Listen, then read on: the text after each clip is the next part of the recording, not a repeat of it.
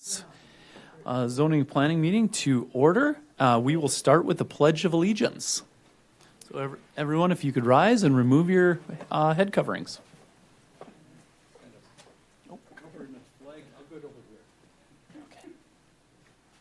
I pledge allegiance to the flag of the United States of America and to the republic for which it stands, one nation, under God, indivisible, with liberty and justice for all.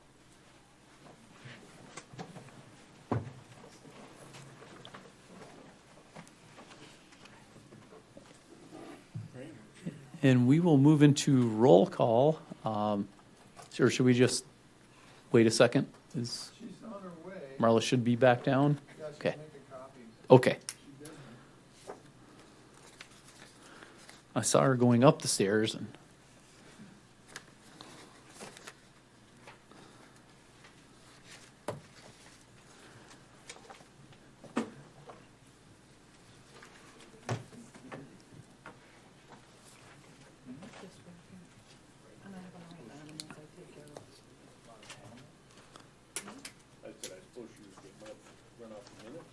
Wish we could catch a breeze out there. There she is. I had to park 3 blocks away up in the science No center. problem. And I walked back to my truck. We're just at the roll call point. It's cold. It pulled me off the road. Nuts.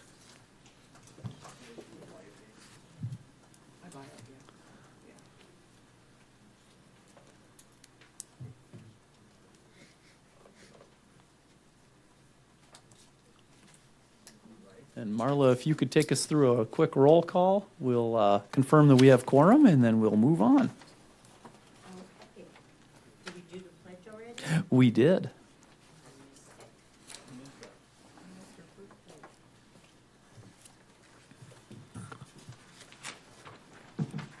Commissioner Bittner, Here.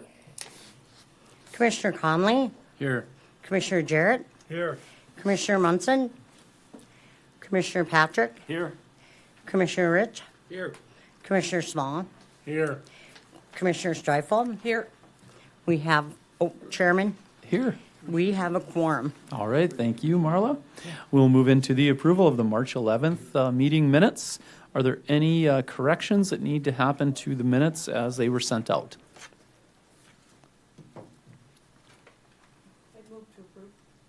Second. All right, it's been moved and approved moved and seconded to approve the minutes. All in favor, say aye. Aye. Any opposition? Aye. Hearing none, the minutes are approved from the March meeting. We'll move into the public comment section. This is open to public comment. We will have public comment on the hearings later, so if you do have any general comment, please, you can feel free to approach the lectern and tell us who you are, where you're from, and let us know what you'd like to say. Anyone like to make public comment? Like right now is public comment for like the proposals? Nope. So if on the hearings, we'll open individual hearings for each hearing down. This would just be general public comment. Yes, Mr. Conley, or just Commissioner Conley.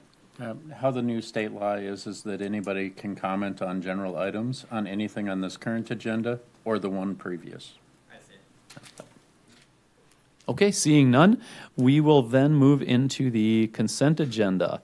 I see we did have one consent agenda item pulled, the 5-1. We still do have the 5-2. Is there, if there's any reason that we do need to move into it and get more details on that, we sure can, or we can approve the consent agenda as presented. I move we approve the consent agenda as presented.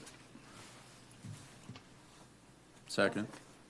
Okay, it has been moved and seconded to approve the consent agenda. All in favor, say aye. Aye. Any Aye. opposition? Okay, hearing none, that is approved. The consent agenda is approved. That means that the Meadows End subdivision line item will move to a public hearing next month. We'll move into the public hearing agenda, and the first one on the docket is the EAH subdivision. And this is going to be a two-lot subdivision. The zoning change is pulled off of here. So this is purely just the approval of the two-lot subdivision. And Marla, if you could take us through some details, and then we will open the public hearing. Okay. This is the EAH subdivision. The petitioner developer is LGO Trust, engineer is Swenson Hagen and Company. The location is part of Auditor Lots A and B, Section 23, Township 140, Range 80 West. The project size is 2 lots containing 57 acres or more. The zoning change was pulled. She will leave it ag zoning. And they're requesting a due pass recommendation. It was posted to the Bismarck Tribune, March 24th and April 4th. Burleigh County website, March 27th, and surrounding property owners, March 27th. The history is the petitioner approached Burleigh County regarding platting a 2-lot subdivision. And the pre-application meeting was held, and the preliminary plat was approved to continue at the Burleigh County Planning and Zoning Commission on March 11th. Stormwater waiver was approved on March 24th. Staff findings: this subdivision does fulfill all requirements. It fulfills all the requirements of Article 33. The final plat has been submitted to all reviewing entities. All concerns and corrections have been made. The subdivision meets the requirements of the Burleigh County Comprehensive Plan, Article 3, Residential Neighborhoods Objectives 1 and 2. Like I said, the stormwater management plan waiver has been approved, and the paving waiver has been granted. Staff recommends a due pass recommendation to the Burleigh County Board of Commissioners. And you can approve the final plat and give a due pass recommendation, approve the final plat with conditions, or deny the final plat and not zoning change, or table it. Okay, any questions for Marla before she steps away? Commissioner Conley? Are they able to do everything they were intending to do under agricultural zoning as they were under the R1? Well, as far as in the zoning category, an R1 is more strict, but it pretty much mirrors the ag. You can't do, in ag land, you can do things like sand and gravel extraction, oil wells, things like that without a special use permit, where in recreational you can't. Okay, so to some degree, the dissenting letters that we got, it actually is better for the ones that are actually applying than if they went the R1. I think it would be easier, but ag does fit with the surrounding property owners, so. If it goes to R1, I know one of the concerns is that there'll all of a sudden be a bunch of small lots in that area, but they would have to come through our commission first. So it's not just something they can just do. Okay, no, I like that option too. Sounds reasonable. All right, any other questions for Marla before we open the public hearing? Okay, seeing none, thank you, Marla. We will now open the public hearing. This hearing is on the EAH subdivision, and if anyone would like to speak in this hearing, please approach the lectern, tell us who you are, where you're from, and sign in. Is there a sign-in sheet? There up is. there? Okay, thank you. Thank you, Chair. Landon Neimiller with Swenson Hagen Engineering, representing LGO Trust in this. Just what Marla had mentioned, we had originally come in with a zoning change for R1, a little more typical, what you would see for subdivisions in the county. However, some of the neighbors did express some concern, and as Marla had mentioned, I think when people see that R1 designation, they automatically default to assuming that it's going to get down to those 1.5 acre lots, and that concerns people in this neighborhood, where the lots are more in that 17, 10 acre, 40 acre lot. These two lots that'll be remaining, the northern lot will be around 24 acres, the southern lot's around 28 acres. So they'll remain those very large lots that fit more in with the neighborhood. But I can certainly answer any questions if you have them. Okay, any questions? Seeing none, thank you. If anyone else would like to speak in this public hearing on the EAH subdivision, please approach the lectern, tell us who you are, where you're from, and sign in.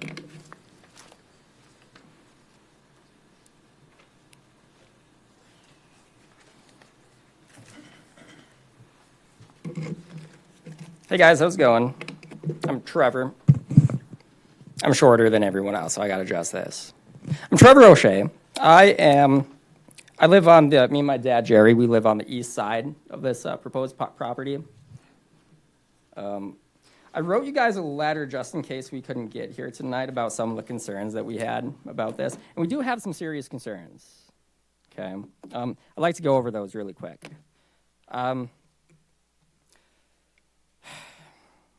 We're assuming that the idea here is that these parcels would probably be like a little ranchette of that sort. Am I kind of correct with that? Like an acreage, maybe a horse farm, something like that. We do like that idea, just in keeping with all the other lots around here. Like you live out by us. It's all 40-acre lots, 20-acre lots. You know, we like living in the country. We want it to stay that way. So it's kind of reassuring to if this stays agriculture instead of going R1. You know, we don't want a village out by our place, essentially. And proposals have come up in the past that have thankfully been shut down historically. We don't want that, right? We are concerned about our driveway. So if you look at the map, I'm sure you guys have that map. There's a long driveway that goes up into our yard. It's about 600 yards long. One thing that is a concern, depending upon how this would work out, I'm not sure. But if our driveway is used as access, one problem is that this driveway does blow shut in the wintertime. It can be the Deckens getting out. The winter of 2020, 2022, 23, I believe that bad one. We ended up for 2 or 3 weeks snowshoeing out every day. We just parked on 26th Street. Our farm equipment couldn't keep up with it. And we had the county come out several times and open that road for us. And that was, expensive. So the concern here is we're concerned about if other people are sharing this driveway and people especially let's say a teenage kid is like, I'm going to gun it and getting stuck, and then other people, are waiting. It can be just a mess. We're concerned about that as being a problem. Another concern has to do with that part of 26th Street.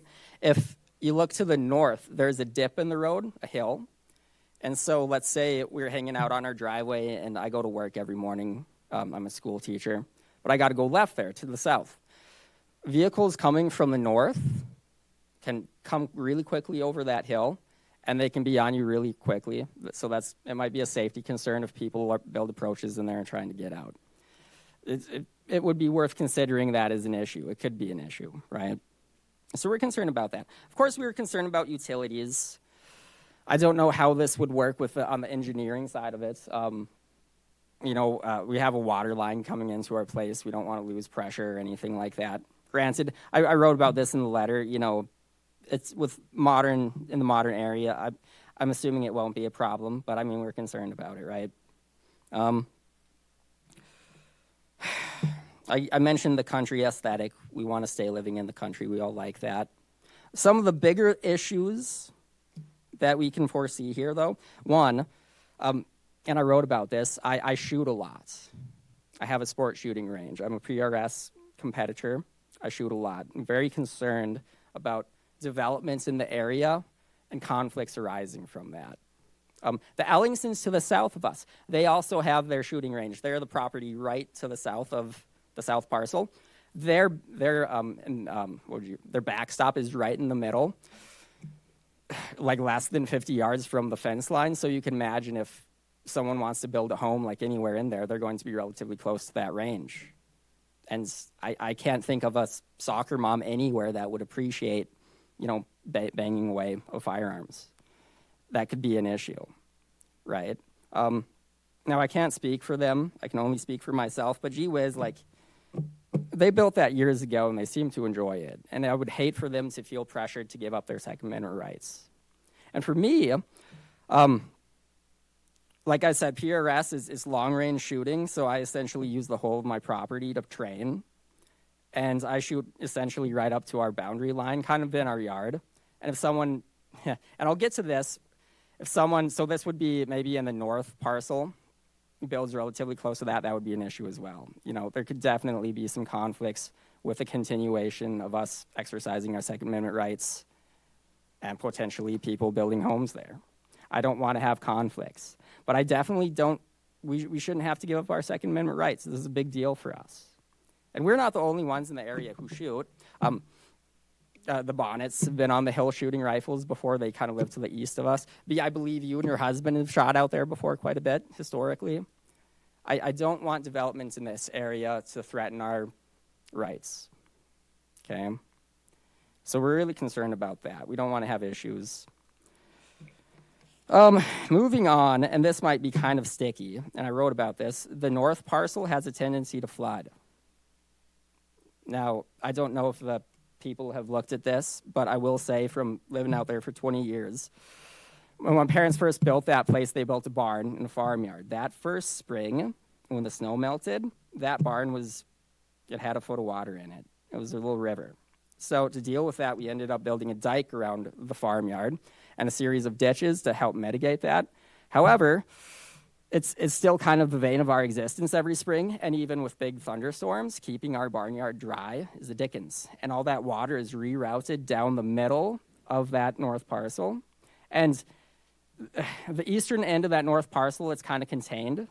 However, towards the end there, if you look at the map, that west side, kind of the west half of it, it opens up, and the water kind of just goes everywhere. Think of like the Nile River Delta. It just spreads out, and it goes everywhere. And it'll be like 6 inches of water there it'll be like a pond. Ducks will be hanging out there. I think I wrote in the letter, as a kid, I would go down there with my mud boots and I'd play in the water. So if someone wants to build a home down there, I mean, you could probably do it, but my goodness, it would be a lot of dirt work. They would have to deal with that water threat. And it would suck if someone built their dream home and then they had water issues. So that's really worth considering. If they build closer towards our property, well, that would probably be better as far as the water goes. But then, of course, they'll be closer to my ruckus making with the rifle and the shotgun and the pistols. And, of course, conflicts again. So, with all that stuff, if you consider all those things, I don't know if this is the best project to do in this situation. Do you guys have any questions for me? Yeah, just a quick one. The road coming, the east-west road. Yeah, our is driveway. Is that on a section line? No, it's not. Is that So my parents although that land out there is all in long 40s. Yeah. And my parents were able to buy two 40s together, and they just stuck that road right in the middle of the two 40s. They're long rectangular 40s. Okay. So that's what that is. It's not a private road, or it is a private road? Well, it is our private road, because the original property was 80 acres. Okay. And Dad and I have the top. It's like 22 acres, and Mom is she wants to get rid of the rest of it, so she's chopped it up as it is, and she's getting rid of it. But we have an easement for that road. It's a private driveway, if you will. Yep. We have posted signs, no trespassing, etc. Gotcha. Okay. Yeah, that answered my question. Commissioner Rich, yes. Yeah, I've got a number of Mr. questions, Chair. Trevor. Yes. I was just going to comment on his driveway. That is actually a road. It's built county standards, and it's 116th Avenue. Okay. So it's not a private drive. It's maintained if by you the look, county? it would go through and extend out. Okay. Are we sure? It's part of the master road plan. Oh, it is. Okay. Mm-hmm. Okay. Yes. Well, that's news to me, I Thank you. guess. I don't know exactly what that means, but okay. It certainly isn't maintained by the county, though. We do all that ourselves. Okay. right. Commissioner Rich, yes. Mr. Chairman, Trevor, I got a number of questions. First of all, where is your, I'm looking at it. Are you to the east of it? Yeah, right to the east. So Okay, there's a you're right driveway to the there. east, There's okay. yeah. And this road that goes through their property, It looks like there's a road from 26th Street to the east of your place, right? Yeah, right to our property and ends in But, our. but you go across their property. Well, yes. What? Well, yes. But again, that was the original road there. We have an easement to use it. Okay, you go across their property. Yeah. Do you have an easement? Yes. You have an easement to go across their property. Yeah, Well, it's, but the road's on their property. right, but, yeah, they're operating under Not your easement. property. And it's a county road. Mr. Chair, county road. Mr. Yes, Chair, Yes. Well, the road is private right now. Oh, it is, okay. Until this plat is created, then they're gonna dedicate that 80-foot right-of-way onto those plats as part of 116th Street. Okay, It is part of the master roadway plan, so it's gonna have to meet those standards. Avenue, I'm sorry. okay. Oh, thank you. Mr. Chairman, Yes. just to follow up, you're concerned about water, but they've already had a stormwater plan approved for this property, whatever they've got going. That's what it says in our documents. All right, So evidently, they've looked through this and figured that out, drainage. Okay. Well, that would be useful if they have looked into it, because I assure you it is a problem Well, it and says needs they to be have, sorted out. they do have a stormwater plan. Well, So our cool. documents say. The other thing about shooting range, I have a shooting range on our place, and I put it right up against the hill. I'm not worried about stray bullets. And anybody that's firing a rifle, I don't care where you're at, you're responsible for where that bullet goes.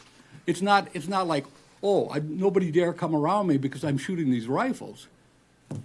I don't get that argument at all. Yeah, this is where I'm coming from this. It's more of a nuisance thing, the noise of it. Right, just like you, I have a berm, a wooden earth backstop, okay? I shoot a lot. A lot of people don't want to be around that sort of gunfire. It can be annoying. I'm pro Second Amendment, obviously, but I talk to people, I have friends that aren't into it. I don't want to have tension between people who aren't into it, who could possibly live here in the future. But that's purely speculative, whether or not It they're is going to have an issue speculative. with. But Yeah. it certainly is a concern, and that's what I'm calling it. It's a concern. I'm concerned about it. Yeah. Any other questions for Trevor? Yeah, Commissioner Conley. You said your mom wanted to sell this portion? Yes. So it was under your family ownership before? Yeah, my mom and dad bought it like 20-some years ago. Okay. So it was something in order to, all of those concerns would be a non-issue if it was not sold. Oh. Okay, I guess. Okay, just because when you're thinking through the thought process, there's a lot of things that come up both in the city and county to where it's the person that has ownership outside of where the adjacent owners are. And not very many people have that option to where they can own the land that they're in contention with. In this case, it's kind of the exception to that rule. And that, so just something to be made. We have Tyler Cooley area, and the neighborhood was made an offer to where they could have bought it, and they chose not to. Well, that's where property rights come into play too. Any other questions for Trevor? Okay, seeing none. Thank you, Trevor. All right, cool. Do I need to sign out here too? Yeah, if you could sign in, thank you. Yes. If anyone else would like to speak in this public hearing for the EAH subdivision, please approach the lectern, tell us who you are, where you're from, and sign in. Good evening, Casey Anderson with Burleigh County Highway Department. Just to kind of help with the roadway portion. The roadway waiver was submitted so they didn't have to build it to county standards. So because it's not built to county standards at this time, we do not maintain it. Say the plat's approved, they'll still have to gravel it, plow it, maintain it. If the road needs to come to county standards someday in the future, it could be 20, 30, whatever it is down the road. That roadway waiver just says you don't have to pay for it now, but when it is built, you will participate in the cost to build that road to county standards. And once it meets county standards, then we will take it over, plow it, maintain it, do all of those items going from there. On the stormwater management plan waiver, we do look at all that. The low areas is an identified riverine on the National Wetlands Inventory list. To build a house, if you wanted to build a house directly in the riverine, we never advise it, but you would have to go through the process to reroute a riverine and get that all around. And it's from having to do it, let's just say it's a fun process. So one house being built on that type of acreage doesn't have a huge additional impact to the amount of stormwater that comes off. If they ever redevelop it, let's say 50 years in the future, to add far more houses, they would have to come before this board anyways. They would have to do a brand-new stormwater management plan. Everything would have to be reviewed at that time to be in compliance. When they did the stormwater management plan, we had them size the culverts that would be needed for their approaches, and we just said your approach is coming off essentially their driveway at this point. You're not coming off of 52nd Street, because we want to limit the access as much as possible on 52nd Street, because that will be someday a major corridor that's going through. So we try to limit the number of approaches, because the more approaches, the more accidents that can happen. Any questions for Any questions for Casey? Oh, yeah. Commissioner Streifel. 52nd Street? the north-south? You mean 41st or 26th? 26, I'm 20, sorry. okay. All right. Sorry, I've looked at too many roads today with asphalt breaking, so, sorry. All right, any other questions for Casey? Seeing none, thank you, Casey. Yep, thank you. All right, if anyone else would like to speak in this public hearing for the EAH subdivision, please approach the lectern. Tell us who you are, where you're from. Anyone like to speak? Commissioner Small?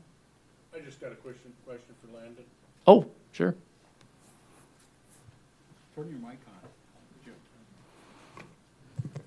on. Landon, do you know what their plans are for building houses or any of that at this point, or are you just here for the change? Thank you, Commissioner Schmall. So obviously these lots will be up for sale. We don't know exactly what their plans are. The assumption is, of course, a single family home on each lot. Right now, if this parcel weren't divided in any way, somebody would be able to go build a home today. There's already enough acres to do so. To subdivide, although, as Casey mentioned and Marla mentioned, this is a quarter line road. This is part of a future collector road, 50 years, 100 years from now, maybe never. But that's why we're dedicating the right of way right now. There is a private road that's being used. That'll become public road, but has to be maintained by the local owners. But no, I couldn't say in the grand scheme of things what an individual owner plans to do with their property. So there is no plans as of today for building anything at this point? They bought the land from these people, and then they're gonna market it to somebody else, or they're planning on building it themselves? That's correct. The intent is to market to somebody else. And just to add a little piece that came up before, South Central Regional Water, who supplies water to this area, hasn't had any concerns with pressure or volume or anything like that for this area. We'd be talking about adding one more home to the system. Okay. Any other questions for Landon, as long as he's up here? If not seeing none, thank you, Landon. If anyone else would like to speak in this public hearing for the EAH subdivision, please approach the lectern and tell us who you are, where you're from, and sign in. And last call for this public hearing. Seeing none, we will close the public hearing and move into discussion and action on the EAH subdivision. Mr. Chairman? Yes. Yes, Commissioner. Thank you, Rick. Mr. Chairman. Yep. Yeah, I want to kind of pick up where Commissioner Risch was headed with that thing. I do have a question. Do we have a procedure that licenses any shooting ranges in Burleigh County? I'm not aware of that. Mitch, maybe you can answer that. Permits or license? No, we don't. That's what I thought. I believe on, is it ag land? I believe, is that a permitted use or is it conditional? I think it's a permitted. No. I don't think there's, Or is I've it never not? seen it called out. Okay. They have under a special use permit, trap and skeet shooting range on ag. Trap and skeet. No, that's shotgun. That's not rifle. No, it's trap. It's basically, yeah, shotgun kind of, Right. And that's because there's a range difference. The reason I mention it is because, like Commissioner Risch said, the person doing the shooting is responsible for where that round is going to go. I did my time in the Marine Corps, and quite frankly, I'm a rifle expert. I totally support the Second Amendment, but there's nothing in the Second Amendment that gives me the right to shoot any particular direction at will. So while I am a Second Amendment supporter, the notion that just because you're out there shooting a rifle without any neighbors now doesn't mean that that's a right that goes with the land. I want to just make that clear. That's not a right. That's a privilege if nobody is around. But in fact, a number of years ago here, somebody that lives near my son's place, it had nothing to do with my son, but suddenly he was shooting black powder in the backyard of his place, and it was an actual subdivision. And I think he believed that he was doing it in a safe fashion, but he did get arrested and charged and convicted on, I think, careless and reckless or something of that fashion. So just because you do something like that does not absolve you of the consequences of your action. The county does not guarantee the right for you to just go and shoot where you want, is my point. Thank you. Okay. Mr. Any, oh, yes, Mr. Chair, Mitch. I believe Trevor was, yeah, everything is right what Brian, Commissioner Brian was saying with Bittner. But I think Trevor was talking about the noise from the shooting and how the neighbors would not like that sound all the time. Okay. Yeah, that's actually covered in North Dakota Century Code under the nuisance statutes. So if you're going to operate a range, unless you were a licensed skeet range or something, you would probably fall under the nuisance statute of North Dakota Century Code. And unfortunately, something you've done for years, that's not grandfathered in, not under the current law in the state of North Dakota. Thank you. All right. Any further discussion on this? Commissioner Conley? I would just say that I have somewhat of an experience with that. We've lived in our home since 2004 right in town, and we had some people purchase the home right next to us. And right out of the gate, within the first month, they said to us, anybody that owns dogs should move out in the country. They shouldn't be in town. And I said, we've lived here for more than 20 years, and we're not going to get rid of our animals. Well, about a year ago, as long as it falls in line with like what Commissioner Bittner was saying, state and federal law, all the laws that pertain to all of us, people should be able to do what they want to do without having to be challenged or infringed on. Anybody buying these lots, if they know what's there and it's falling within the lines of the law, awesome. If it's outside of the lines of the law, then those are things that should have been applied all along. So, and I'll make a motion to approve as presented. Second. Okay, it has been moved to approve and by Commissioner Conley, seconded by Commissioner Rich. Is there any discussion on the motion? Any discussion? Seeing none, Marla, if you could take us through a roll call vote.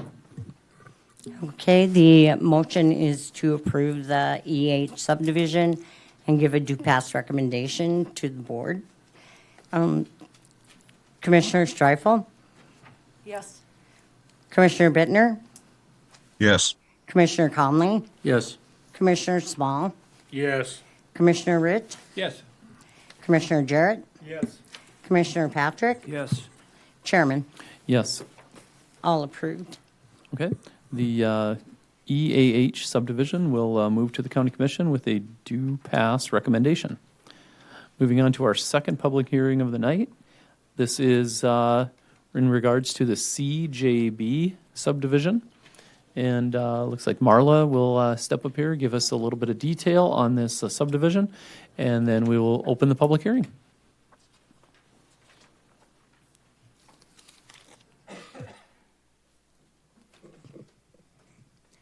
Okay, we've got a change on this plat. I put a copy of it in your packets. The original plat on the west side was diagonal, and they just straightened it out.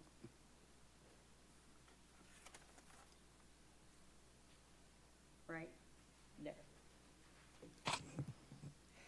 So just to kind of give you a heads up, that's what we did with that one.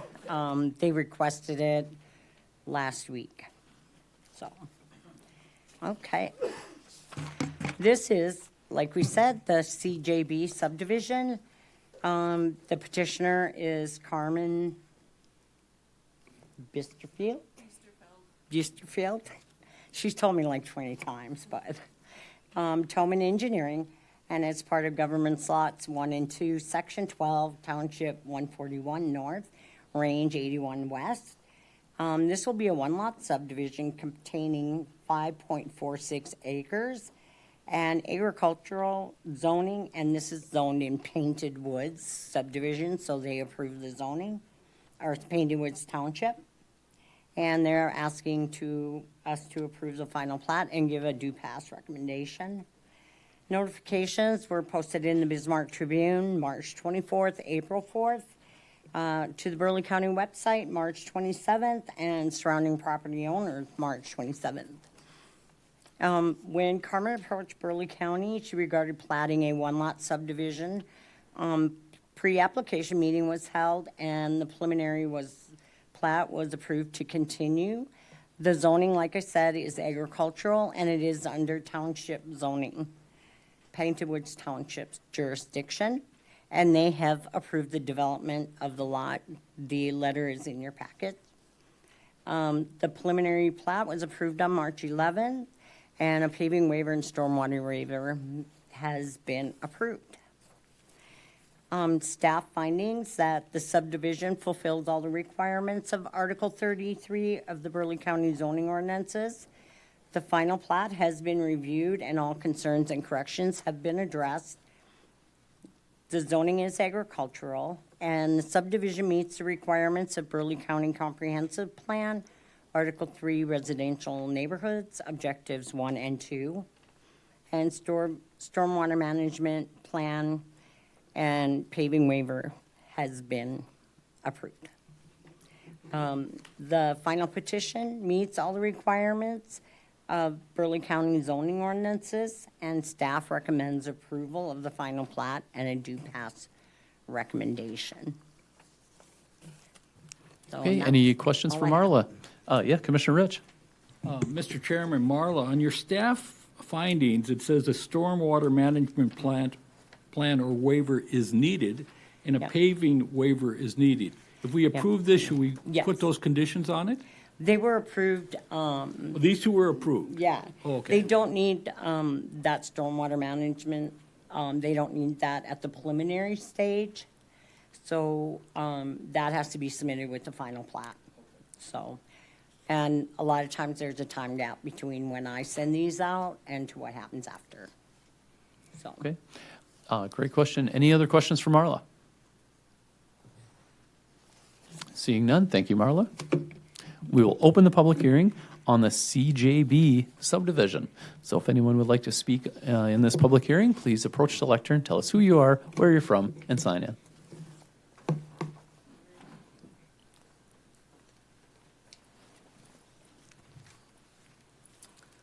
Do I sign in here? Yes. Yep. I'm Carmen Biesterfeld, actually proposing this. I don't really have anything further to add other than what Marla proposed, but if you have questions of me, I'm happy to answer them. Okay, are there any questions for Carmen? I guess maybe just one question. When it's squared off, this is the south part of it pushed west, right? The Yes. kind of the southwest corner pushed. Yeah, it was at an out to angle square and we it out, did right? basically a full rectangle. Okay. Any other questions for Carmen?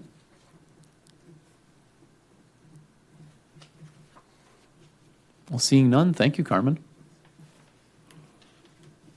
Yes, thank you. If anyone else would like to speak in this public hearing on the CJB subdivision, please approach the lectern, tell us who you are, where you're from, and sign in.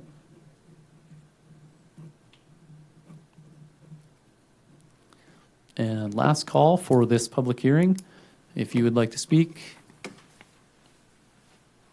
seeing none, we will close the public hearing and move into discussion and action on the CJB subdivision.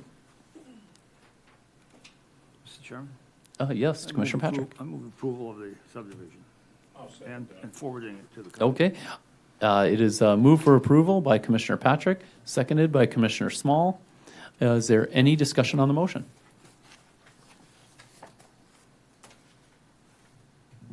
Okay, seeing none, well, let's move into a roll call vote. Okay, the motion was to approve and get a due pass recommendation. Commissioner Patrick, Yes.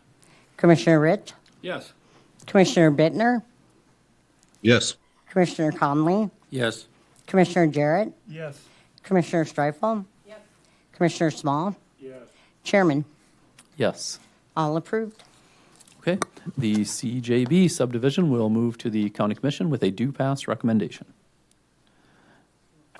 And our third public hearing of the evening will be the Rorick variance.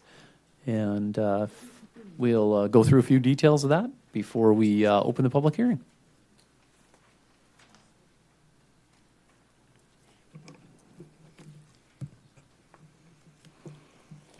Okay.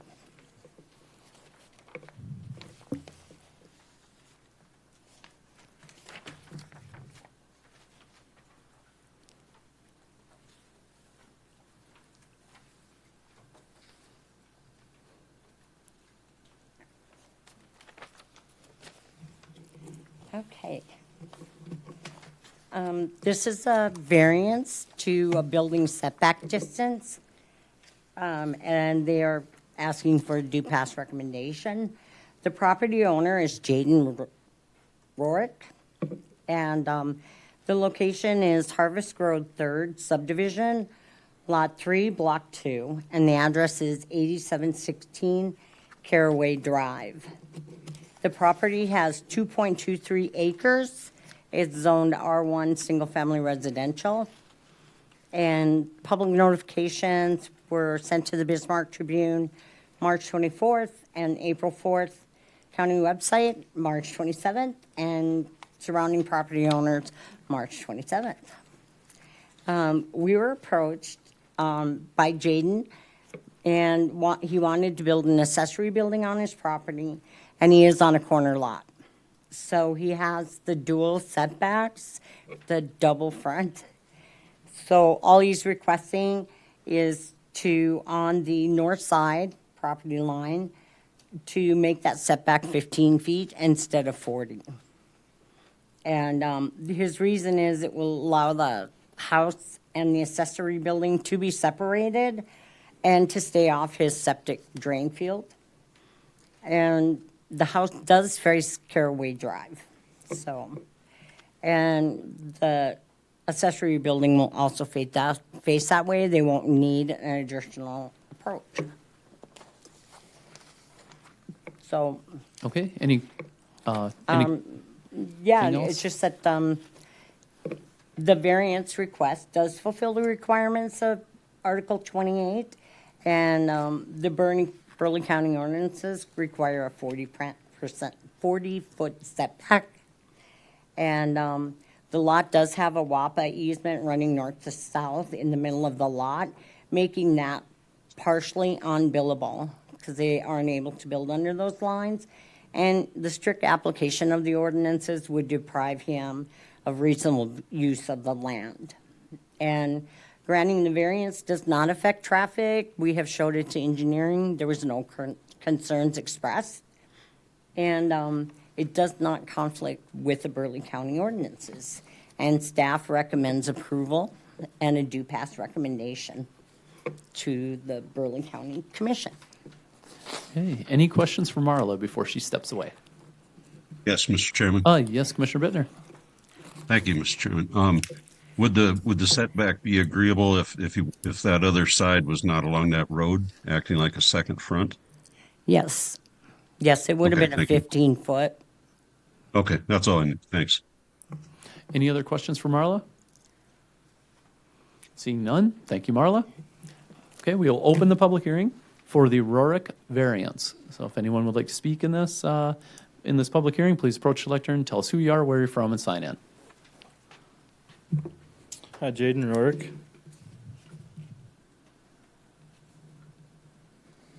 Just want to say I agree with everything Marla did and just keeps it off the septic tank. And like I said, it'll be set back far enough. I don't know if you guys can see in the picture, but it'll still be on the inside of the tree rows. Garage actually, my main garage actually blocks more than what the shop and whatnot actually will. So just want to say I agree with everything Marla had done. She did a great job. Okay. Any questions for Jaden? Yeah, Commissioner Connolly. You have a nice rendering here and things. The door, it's only going to be the two doors on the one side. There's not going to be doors on the opposite side at all. That is correct, yep. Okay. That's all. Okay. Any other questions for Jaden? Seeing none, thank you, Jaden. You bet. If anyone else would like to speak in this public hearing, please approach the lectern, tell us who you are, where you're from, sign in.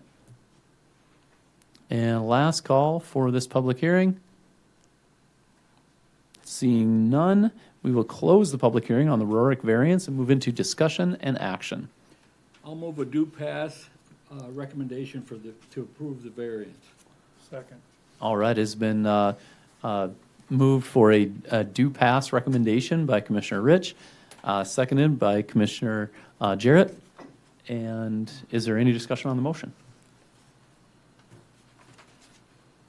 Seeing none, we'll move into a roll call vote.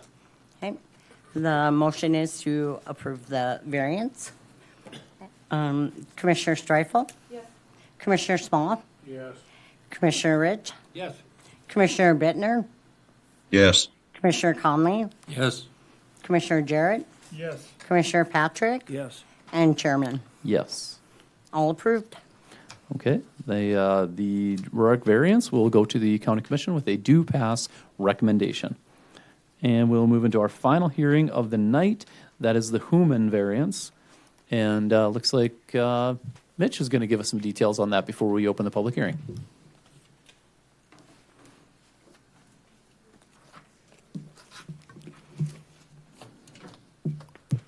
Good evening, Commissioners, Mr. Chair.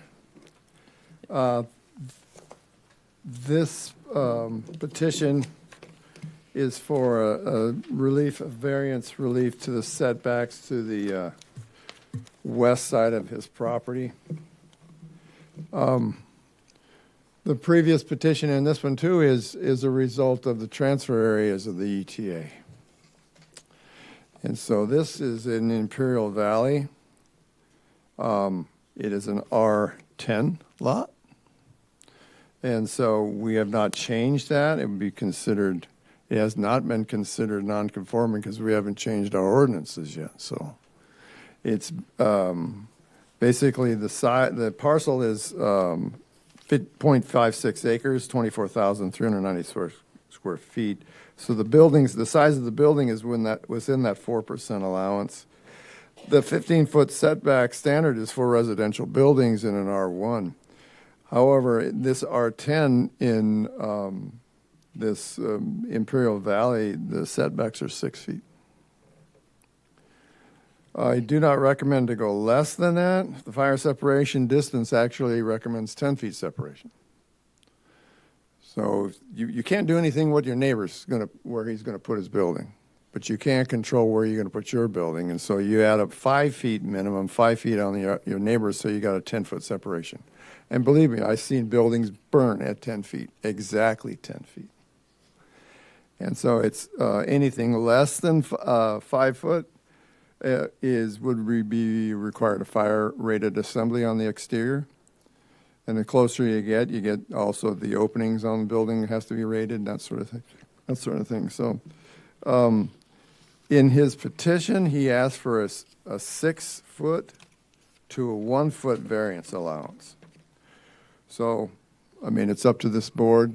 Could go down to the 3 foot. He'd have to put a fire-rated assembly on the outside. But the current setback right now in the subdivision is 6 foot.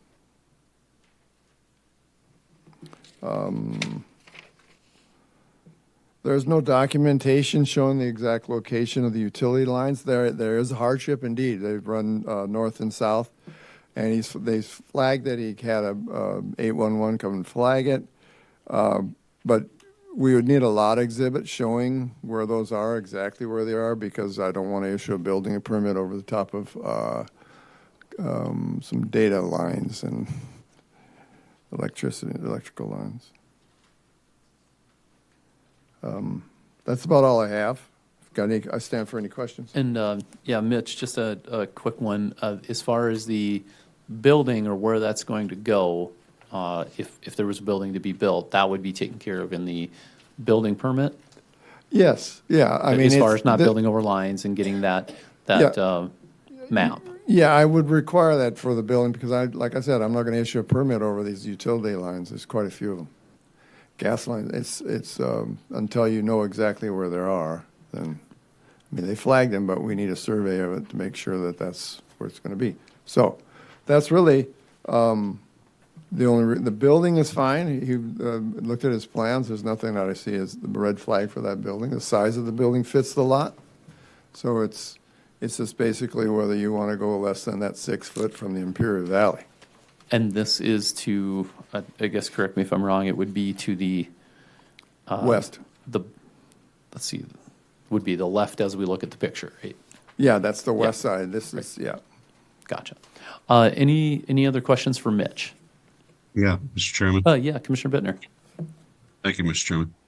Chairman. With regard to the question of building over the top of utilities, is there an ordinance that relates to that, or is that just a practice? What is that? There's a reason I ask, because in my yard, they recently installed some underground electrical, and I can't really think of any reason why I wouldn't be over the top of it if I wanted to, because they actually bored the stuff in. There was no excavating, there was no cuts, there was nothing, and if you were going to put in new utilities, you just bore them in at whatever elevation, and it wouldn't even matter if there was a building sitting there. So I'm just curious if there's ordinances or what. Thank you. Mr. Chair, there's building codes. You can't build over the top of an electrical line or a I gas see. line. I mean, it's. Well, I can understand gas line. Yeah. I mean, it's also a safety factor. If we issue a building permit and they start digging out there with a track hoe or backhoe or even whatever, a pair of, postal diggers, they'll break into an electric line and they could kill somebody.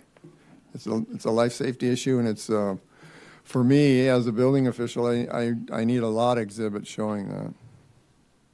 I understand that, but if anybody's out there doing those kind of activities, there's law about calling in a locate, utilities locate and all that, and you can't excavate over the top of them. You got to do that by hand or what have you. So that's not really the issue. Thank you. Any other questions for Mitch? Commissioner Conley? Are there any other properties similar size with similar size structure that has a secondary structure like this on there? Yeah. I'm looking at Google Maps. They're large houses for the size of the properties. Yeah, there's a number of them up there. Okay. This would not be unusual in this neighborhood. Okay. Any other questions? Mr. Chairman? Yeah, Commissioner Mr. Bittner. Chairman. Yep. I should clarify, any of those comments weren't intended to say that I support putting a building closer to the property line. Don't get me wrong on that. I think that's real problematic. I do know that in town, like say down on Main Street, you can build your building right up to the property line, but there's always that fire separation and that whole thing that comes into the building code. I personally don't know how you would build a building closer than 6 feet and work around it and build it, because I am a general contractor, and I don't think you could assume that you're going to have access from your neighbor's land. You could have that today, but you wouldn't necessarily have that in the future, and that would concern me a lot. Thank you. Any other questions for Mitch? I think Commissioner Small, you had something? Yeah, Mitch, so it meets everything in that subdivision. Yeah, the setbacks, it's an R10, and setbacks are currently 6 foot from the sidelines. Okay, and he wants to do what? He wants to He move was down at- to a foot? He was asking from 1 foot to 6 feet. You mean he wants to move it from 6 feet down to 1 foot? If he could. If he could. If this board finds that's okay. Excuse me, Mr. Chairman. Yes, Marla, yeah. Cody, when he sent his request in, they wanted to use the side of his building as part of the fence between the Zimmerman property and his. That's why he requested the 1 foot, because there's a fence between the properties now, and they kind of wanted it to just be part of the fence. Okay. Commissioner Rich? I thank you, Mr. Chairman. Mitch, it doesn't exceed the 4% threshold, does it? No, it doesn't do that. Maybe if he built the building rectangular instead of square, he would qualify? Would be able to do it? Have the same square footage? The square footage is not at issue. Okay. I mean, he's under that. But I mean, he wants the 960 square foot, but And he's instead of allowed square, if he made 970, it- he's allowed 975. Okay, so if he made it rectangular, that'd be more acceptable as long as he stayed back from the property line. In your Yeah. view? Well, I think we can get into that in the Yeah, public okay, hearing. okay. Yeah.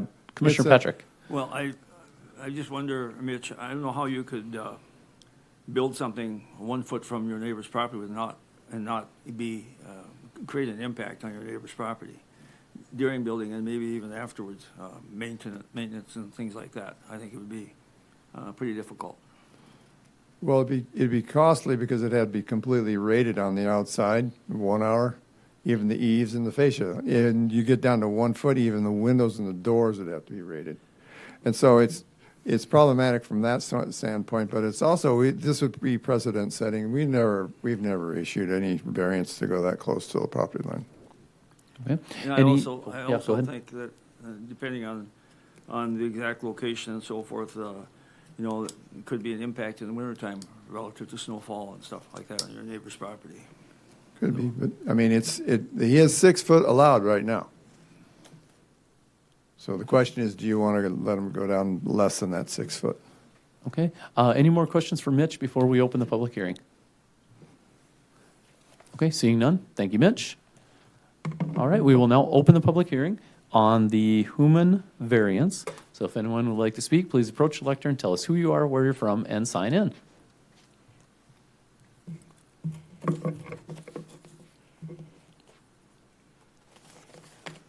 Changing forms.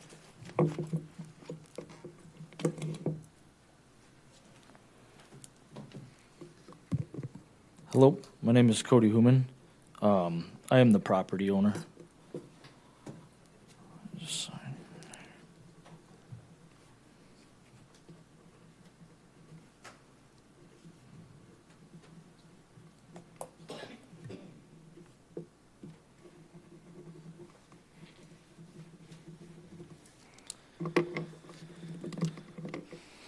Okay.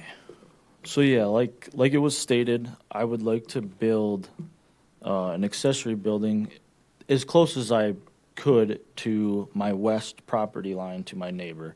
And she did print me copies of signature from my neighbors approving this. They are fine with it. Like you had stated, the current setback to the west property line would be 6 feet.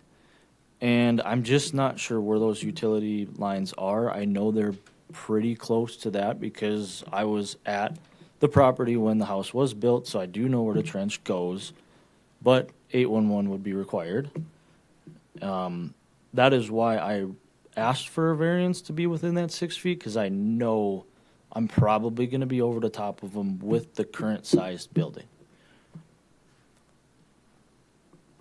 And yes, during a recent windstorm this past fall, the fence blew down. And I was thinking about just using the building walls as part of the fence. Now, if it needed to be 6 foot over, I would be okay with that. But I would like to be over that setback to the north. Nobody had mentioned that 40-foot setback. I don't know if that is even a problem for this. Yeah, I think Marla is that 40-foot setback on the north side. Is that is that for utilities or is that for something? Well, they have a 50-foot easement, Burleigh County, Burleigh Avenue, and then there is some floodplain on there. Mitch can talk more about the floodplain or the flood on there. And where he wants to set it will just be inside that, so.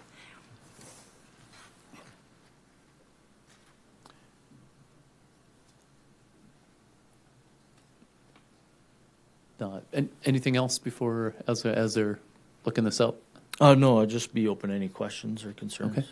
And as I understand, it's you want to move it to the west side to kind of replace that fence, but even if you have to have it, you still could fit it in if it still was at 6 feet, right? You still could fit it where it goes. I believe except it. for the potential on that north side, right? The north side would be where the fence line is. So that would be over the current setback on the lot survey. Right. So then that would change the actual shape of the building, then to make it. I'd either have to bring it way into my yard or just, make it shorter. Yes.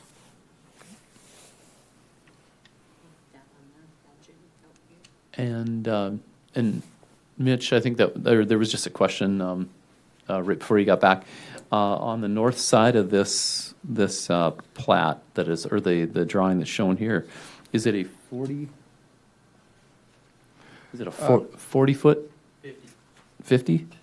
Yeah, the original setbacks from that subdivision showed 125 feet from the center of Burleigh Avenue, but they were vacated, so the 50-foot is that easement. Okay, so the building has to stay out of that easement. Yeah. Oh yeah. Okay. And he's also in a floodplain, 500 years. So the building will have to be elevated and that sort of thing. But yeah. So Okay. Good to know. Any questions for Cody? Yeah, Commissioner Conley.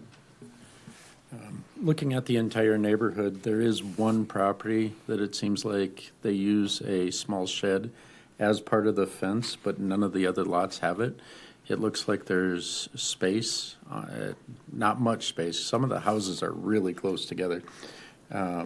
As far as the accessory buildings, they do get close to the line, but it seems like there's space.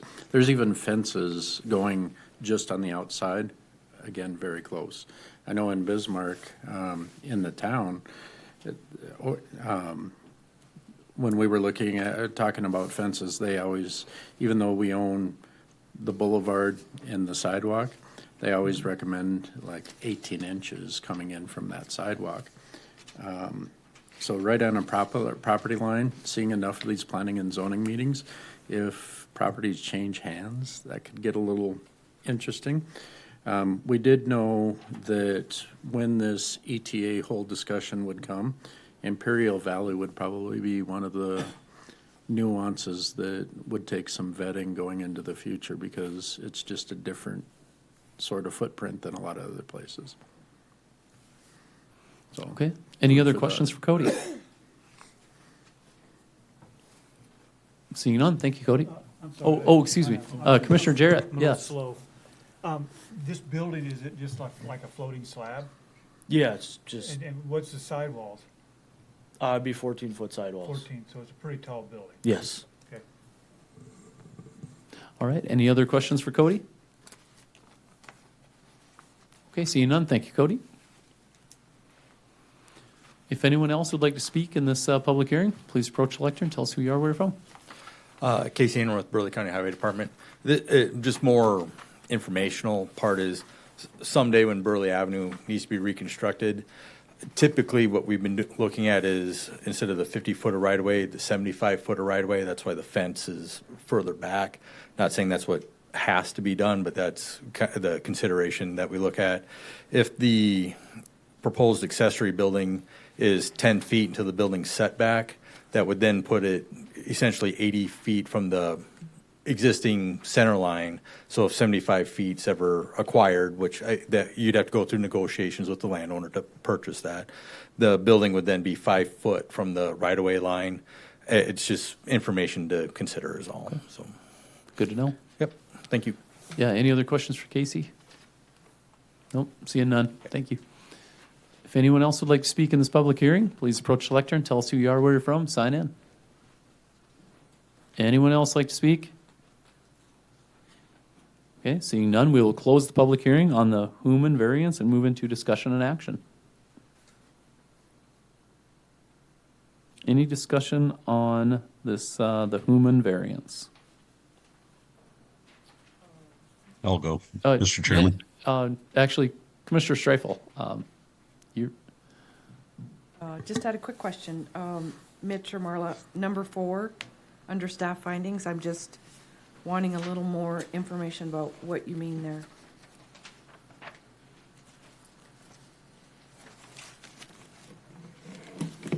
Whoops. I'm getting there.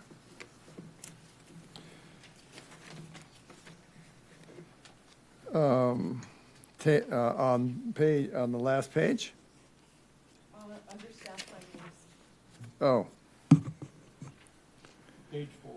Strict application of ordinance would deprive the applicant of reasonable use of the land and buildings. So he's trying to, this is Imperial Valley, and the more I've been looking at this, they're very tight locations, very tight lots, and so,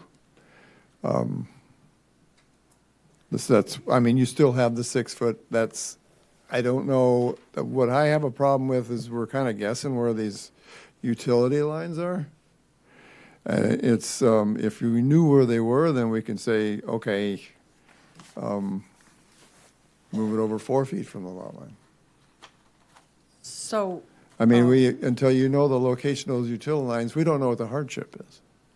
So staff's recommendation to deny is based on the utility location? No, it's the recommendation going down to 1 foot. Or even 0 lot line. We've never done that. On commercial buildings, yeah, that's no problem because they're easily built fireproof. And there's, you can't, like I said before, you can't control what the neighbors do. And so if you go 1 foot off this lot line, what happens when the neighbor comes in here and put his 1 foot off the lot line? It's kind of you're getting into problematic in your precedent of allowing this to happen in the first place.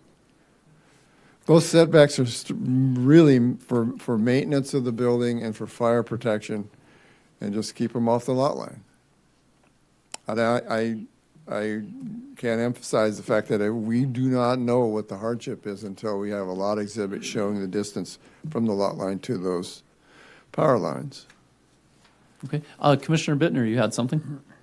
Yeah, I just kind of echo what Mitch was saying. It's bigger concern is the construction and the fires. I know that I have lifts that would have no problem operating within a 6 foot setback and wouldn't touch the neighbor's land. We've actually had to build fences before where we were fencing out bulls, and our only choice was to fence it from the inside, which is kind of a trick just with a barbed wire fence. So putting up a building right on the property line, I guess in the absence of an easement or something for the future is real problematic to me.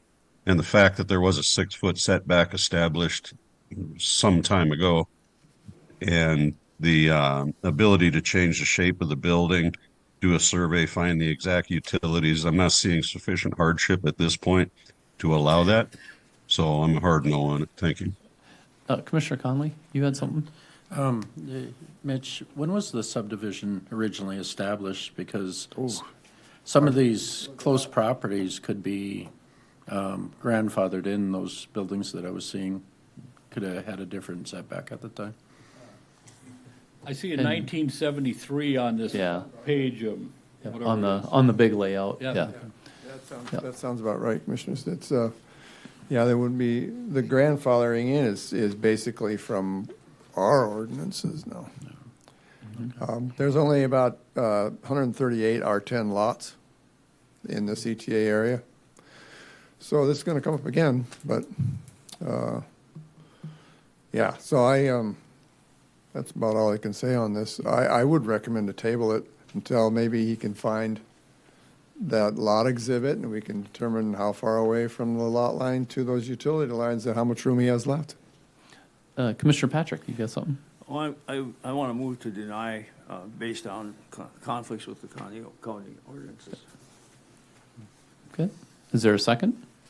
I'll second for discussion and add Okay. some context to it. Commissioner Patrick has moved to deny, and seconded by Commissioner Conley. Is there any discussion on the motion? I got Yeah, Commissioner Conley. There's been a lot of big movement on this. When I talked about the extraterritorial area, it's been a discussion that's been around. We learned since 1929. The governance of it was established in 1977. Your subdivision, good, bad, it is in one of the, it's going to be an interesting discussion. If we tabled it and all of the answers that they're looking for, it could potentially drag on. So what I would say is answer some of those questions and see if it's workable within plans that you come up with. I can't speak for the other votes or anything, but it's just a lot to overcome. And thinking about the safety of people in the future and that, so. Okay, just a point of procedure. We can't table. If we wanted to do that, we should have moved that before we closed the hearing, moved to continue the hearing. So we either have to approve or deny at this point. So the motion is to deny. Any discussion?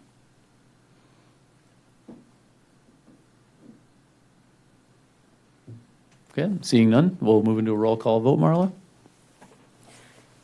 Okay, I need the reasons why we're denying this, so I have them. And Commissioner Patrick, do you want to? Yeah, what are they? Just the reasons why you, Non-compliance with. non-compliance, okay. Okay. All right, the motion is to deny the variance due to non-compliance with the Burleigh County ordinances. Okay. Commissioner Conley? Yes. Commissioner Jarrett? Yes. Commissioner Patrick? Yes. Commissioner Rich? Yes. Commissioner Small? Yes. Commissioner Streifel? Yes. And Commissioner Bittner? Yes. And Chairman? Yes. Okay, the motion is to deny, is passed. Okay, the Human variance is recommended of do not pass. That is all of our public hearings for the evening.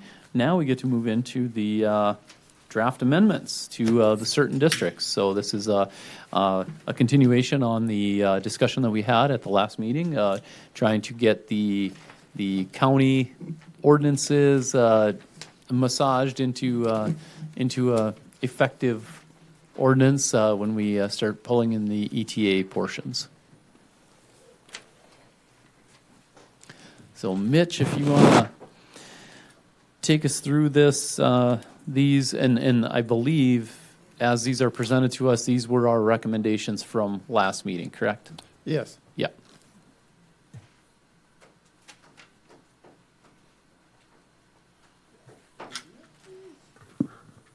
And you're looking for us, the action from tonight would be to, as I understand it, go over these, give it one more read-through, and then call for a public hearing on this, correct? Right. Commissioners, Mr. Chair, the highlighted sections are the additions that we want to put into it, and there's the ones that you guys recommended placing into the ordinance. I do have some minor changes. The first one on the first page should look like this up here. I forgot to cross that out. It's basically just, this is for Article 3 definitions of buffer yards. And we do not have any buffer yards in our ordinances. We need them, desperately need them in residential areas next to commercial and next to industrial. I can give you a good example, is up on 83 at the ranch. In the front there, that undeveloped lots there, those are all commercial. And the one on the corner is actually designed for a gas station. And so you've got these residential houses right next to there with there would be no buffer, no protection, no privacy, nothing. So that's what this is for, basically for industrial and commercial use next to residential or for an incompatible land use. But this part here that's been crossed out, that is actually in the C district and the I district. It would not go into the definitions of Article 3. What you're saying is all this yellow right here only goes into C and I. Except for that first part where it says buffer yard up here. In this, with the PUD. This part right here would stay. Yeah. This part would not include. Would just go. Okay. So any questions on that? Chairman. Yes, Commissioner Small. So you got buffer yard here, but you've got nothing saying, a distance or an area or a size? It's in the, it would actually be into the, Staff Report 716. You see the table at the very bottom? That's what we would follow.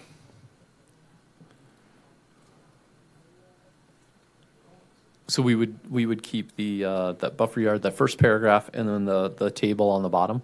No, the table on the or that bottom would and go? all the parts that's crossed out will be in the actual, the commercial district and the industrial district ordinance.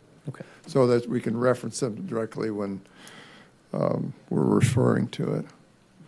It's, I also included the minimum width of the buffer yards, 10 feet, or as determined by the Burleigh County Commission. Sometimes we get the special use permits for gas stations, for anything that's in the industrial. And so in some cases, we would want a buffer of 50 feet, even 100 feet.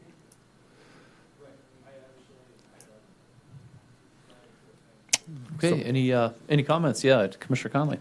Well, I like how you referenced that, Mitch. Thanks for that, because when we were going through the data centers and things, we have buffers mentioned in those, and they've come up with other reviews we've already gone through.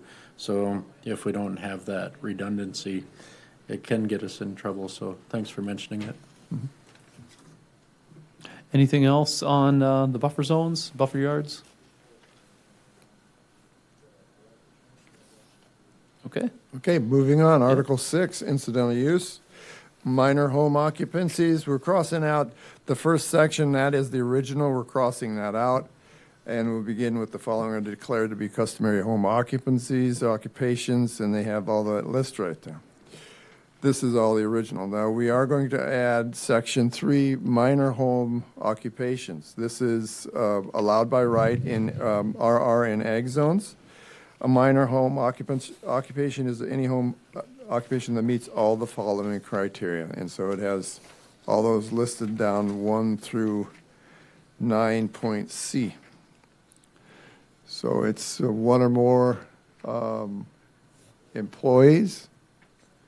You can occupy 50% of the home and 100% area of an accessory building for this home occupancy.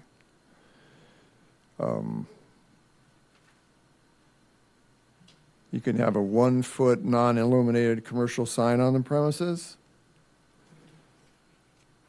Visits from customers are accompanied by appointment only. You can have the 2 vehicles, occupancy of the trailers, equipment associated with the home occupation must be parked in an orderly manner. No commercial vehicles, no storage of any flammable liquids, etc., and no adult entertainment center.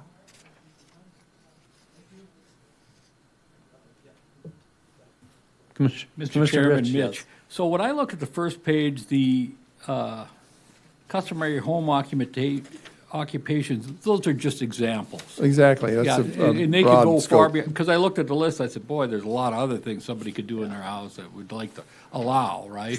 Yeah, these are just to give a basic an idea of what Okay. it. the What idea other is. things would be allowed? Like- Yeah.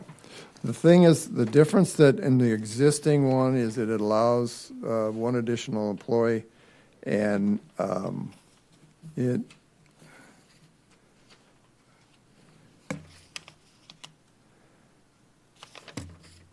allows visits, customers, or patients for appointment only. Doesn't allow sales. So it would be similar to the existing where there's no on-site sales, which we do allow through the internet. We have multiple homeowners they'll sell guns out of their gun products out of their home, but there's no transfer of product. They don't come to the house to pick it up. They pay for it over online, and they pick it up from online. That's how that works. And that's how this would have to be. So there would be no online sales allowed, no products, that sort of thing.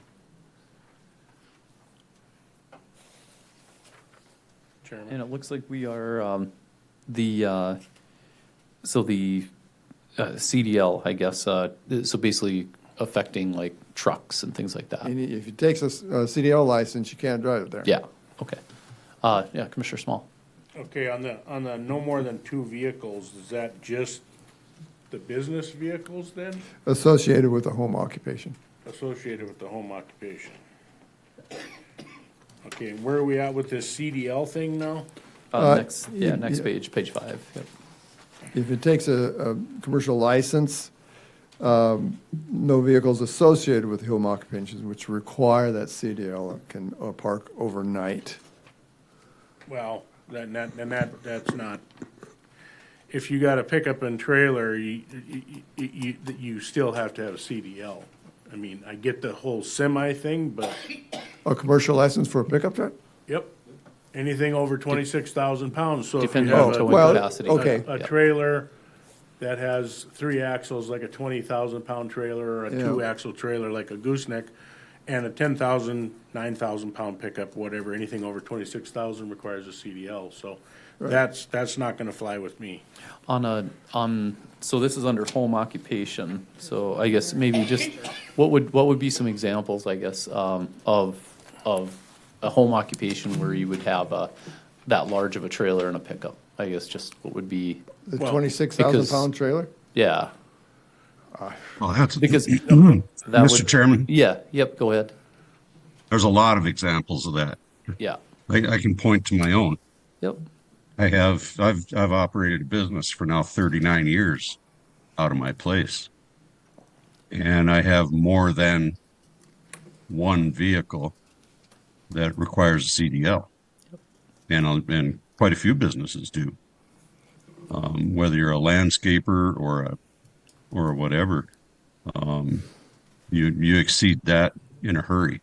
And like Commissioner Small said, I understand semis and such, but I used to park semis here too. You know, so I would have a problem, especially with. I have no problem with that kind of a requirement in a subdivision that's full of small lots. I understand that, but in my case, I'm like 18 and a half acres and completely surrounded by trees, and so and mine is ag zoned. So the fact that it says up there above that it's ag zoned included, I also have a real problem with that. Yeah. Thank you. Commissioner Streifel, yep. So, Mitch, is that then where major home occupations come in? Because I can see there's more employees, there's Oh, yeah, more. major home that's requires a special use permit. Oh, that requires, but it's worded the same. It says Oh, wait. allowed in RR and It's, ag. it's a lot, you're right, excuse me. In the RR and the ag district, major home occupations are allowed too. So that would be the difference maybe between, because there's not enough employees for either, I What's, think. what is the difference between the then, yeah. minor and the major? Yeah, why? What is the big difference? Because they're both allowed in RR and ag. You can have up to 3 employees, In the minor, major. in the major, okay. Does it say in there that's allowed by right? Or is that yeah, it says permitted by right. So there's not Yeah. the special use permit. No, excuse me, yeah, Mr. Chair, it is, that would be required in any other district besides RR and AG. It does also allow where is it now? No more than one vehicle associated in the home occupation which requires a commercial or CDL license. So you can park one commercial truck there. So that, okay, yeah, so that changes from no CDL to CDL. So if you have the requirement to have a CDL, then you start falling under the major. It's CDL or more than one employee, right? You can have up to 3 if, I mean, the way this is written, you can Right. have up to 3 But employees. in minor, it's 1. Yes, So if you have to go over 1 or you need a CDL, then you fall under major home occupation. So I don't know if we want to keep that or not, or if we want to just take that CDL piece out of the minor or leave it in, or how do we want to do that? Well, Mr. Chair. Yeah, Commissioner Streifel. So the confusing part is that both of these are allowed in RR and ag zoning districts as permitted by right. So how are you going to differentiate between minor and major as to what a person is operating under when they're both permitted by right? well, the minor is allowed by right in ag and ag Yeah. and RR. Doesn't make sense. The Why don't we just The have- RR, the major is allowed by special use in other districts. So it's kind of, it defines the use. It kind of, this is what the city came up with, and there's existing ones out there right now. I'm kind of following their guidelines, so we don't have to come up with something new and then make changes to what is already in place. I have a problem with the number of employees. There are some people that are not going to want this next to their house, but it's an allowed use, it's an allowed right. When you bought this house, and after the fact, here comes somebody with a roofing company or landscape. It changes, it will change the face of this use. Because above 3, then you're into commercial, Yeah. right? So you go minor, major, and then you're rezoned commercial. Yeah, Okay, or you stop at 3. okay, gotcha. Commissioner Conley? This is some of the ETA discussion again. There are a lot of landscapers. They have 1 or 2 employees. The commercial cost of storage in town drive those rates up. A lot of those rates are transferred to the customers. If we want to have choices for people, and their properties not to go down based on the revenues they're able to generate as residents and things, that's why some of that ebb and flow between what was in the ETA. This was a long discussion. It was over 7 months. The city actually did not want to loosen the constraints that they had. But we heard discussions to where people were paying between $60,000 and $300,000 a year for storage. And not everybody can afford contractors that charge $150,000, $300 an hour. So it's still regulating it. This is the least restrictive that we know of in like a 5-state area. There's a lot of people here in that discussion, like the Tyson Austins, like the people that were here at that first meeting. But clarification on the CDL and that if it's, can we add like 1 or 2 words to the CDL that would make it? Are you talking to minor or major? On the minor. Minor? And What would be the words, or what would be the? I had them for a second and then they disappeared. Oh, darn it. But that's some of the backdrop of how that discussion is. Mr. Chair, Yeah, this is go one. ahead. This is one of the most aggressive incidental uses in 5 states. Nobody has these kind of ordinances. They may like it, but they cause problems. we've got over 15 violations that were handed to us from the city of Bismarck on these home occupations. Of violations of, Of violations of too many employees, stuff on the ground, yeah, they just left it. Here it is, it's yours now, Burleigh Okay. County. So, gotcha. these are not just the magic answer to all this. Yep. I think that you're redefining residential use. Yep. On the, so going back to the CDL piece, are we okay with leaving it on the minor, no CDL traffic, and in the major, leaving it that you can have one CDL? Are we okay with that, or do we want to change that in the minor also? I'm okay with it. Not good for me. So you'd like to see it how, Commissioner Small? Well, when you talk about ag, and that's the other thing, I Yeah. think maybe you guys clarified some of this the last time, but if this is county-wide zoning, how does that apply to ag people? There are many lots that are inside this, even in the ETA, that are zoned ag next, right adjacent to residential. Okay. They just so- happen to be 10 acres. They're not like a big farm.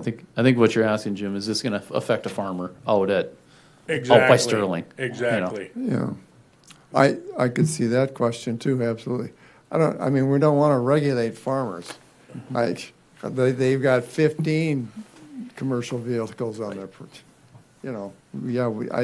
that's the problem we have with the rural part of our ordinances and the rural part of our zoning now. We're going into this urban area, and we're trying to reconfigure our zoning to consider the urban effect. So I guess kind of to ask the question for Jim, or kind of summarize this, will this, if we do this, does this, since it's affecting ag areas, will it affect some farmer out in the non-urban area?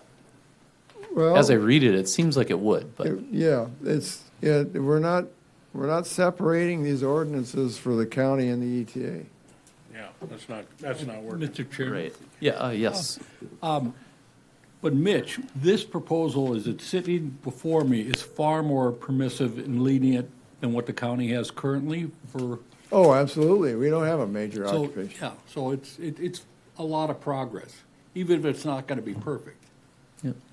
Yeah, Commissioner Patrick. Well, first of all, I agree with Commissioner Small. I think we need to take CDL out of the minor. But the other part, Mitch, I have a question related to, you've got minor, where you talk about permitted by right, and you've got major permitted by right, and then you said that special use permit was required for? Any major? other district. For the major? Yeah, in any other district, yep. Okay, so why doesn't it just say that? Special use permit required here? Why does it say that? Why doesn't it? On the major, it does. It's just Right, the, right in the first paragraph of section 4, all other districts as permitted by SUP, which would be special use permit. Where was it? Under section Page 4, 5, page 5. it's in the first, it says permitted by SUP, which, five. yeah. Yep, page 5. I don't see it. Right here, permitted by SUP. Oh, okay, I missed that. The acronyms. I But missed that. Sorry about that. Okay, so anyway, would it change things if we said that, we just trim this down to say this is RR district and not ag? Which I don't section? know. Which section? Mr. Well, Chair? the minor and the major. I'm just here to ask the dumb questions. So Oh. what if we just said, we took ag out of both of these? What would that affect?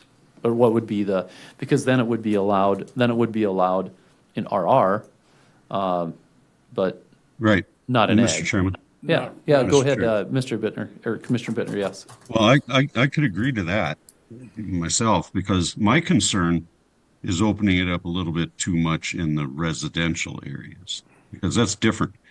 Like I've said, I've got a large lot, very large lot, and it's surrounded by trees.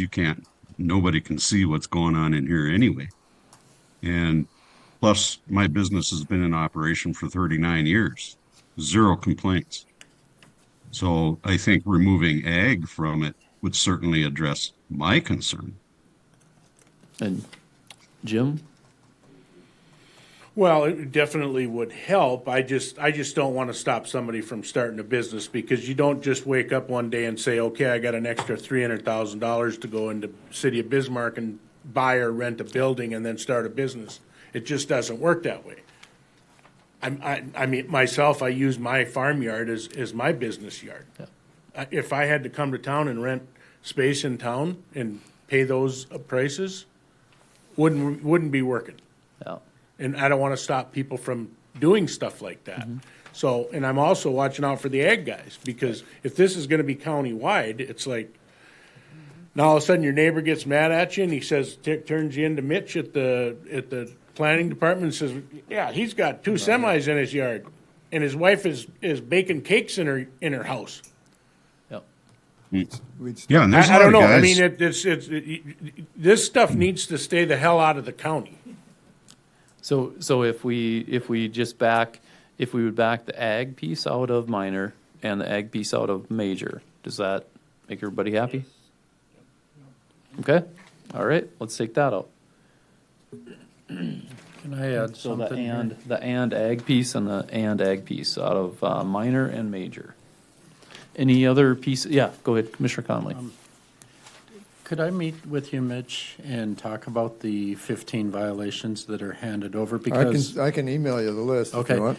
because some of the reason why the ETA discussion ended up being pushed is a one-man sanitation business with a trailer was all ready to go with building a building so we could put them all inside.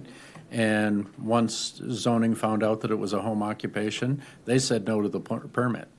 So if neighbors were complaining about vehicles and equipment being outside, and that's part of that complaint list, that's kind of something I'd like to take a look at it and vet, if I could, so. I'm just, yeah, Mr. Commissioner Rich, or Connolly, and Mr. Chair, I'm just saying that a major home occupation, the way this is written, could change the face of these subdivisions. And as a neighbor, you wouldn't be allowed to do anything about it. Now that you bought your home, here comes somebody to. I'm not opposed to somebody starting a business. That's the pioneering spirit of America, to get in there and go to work and create your own business. But it's at the cost of your neighbors could be a problem, and it's. I think that the major occupation could be by special use, if you want to consider that. Well, it already is. No, Right? it's allowed by right. Oh, sorry. In our In RR. Yeah. Okay. Commissioner Bittner, did you have something? Or did you? Well, the thing of it is, taking out the ag, the and ag, I'm kind of biased, right? Because that addresses my immediate concerns, but I have a real problem. I don't want to see a business the size of mine or the size of Commissioner Smalls. We're both small business guys, but I really don't think it's appropriate to have that in a subdivision in the county. And then when you consider applying it to the entire county, there's a lot of farm guys that got dump trucks and semis. They'll haul gravel and they'll do all kinds of stuff for people. I just don't think it's quite ready for passing at this point, because I don't want it to look like we're doing something that benefits me. I'm just one guy out here. And so I'm just not comfortable with the notion that we'd be allowing a pretty big a business thing. It was started with the right intention, and I was part of those discussions, and that's why some of this is in there. But the more I think about it, you really shouldn't have a business the size of mine in a 1.5 acre subdivision. So can we have, so then that brings me to maybe another idea, is that then can we just say the minor stays the way it is in RR, but the major has got to be Ag only by right, and everything ag else only, special use permit? or I'm sorry?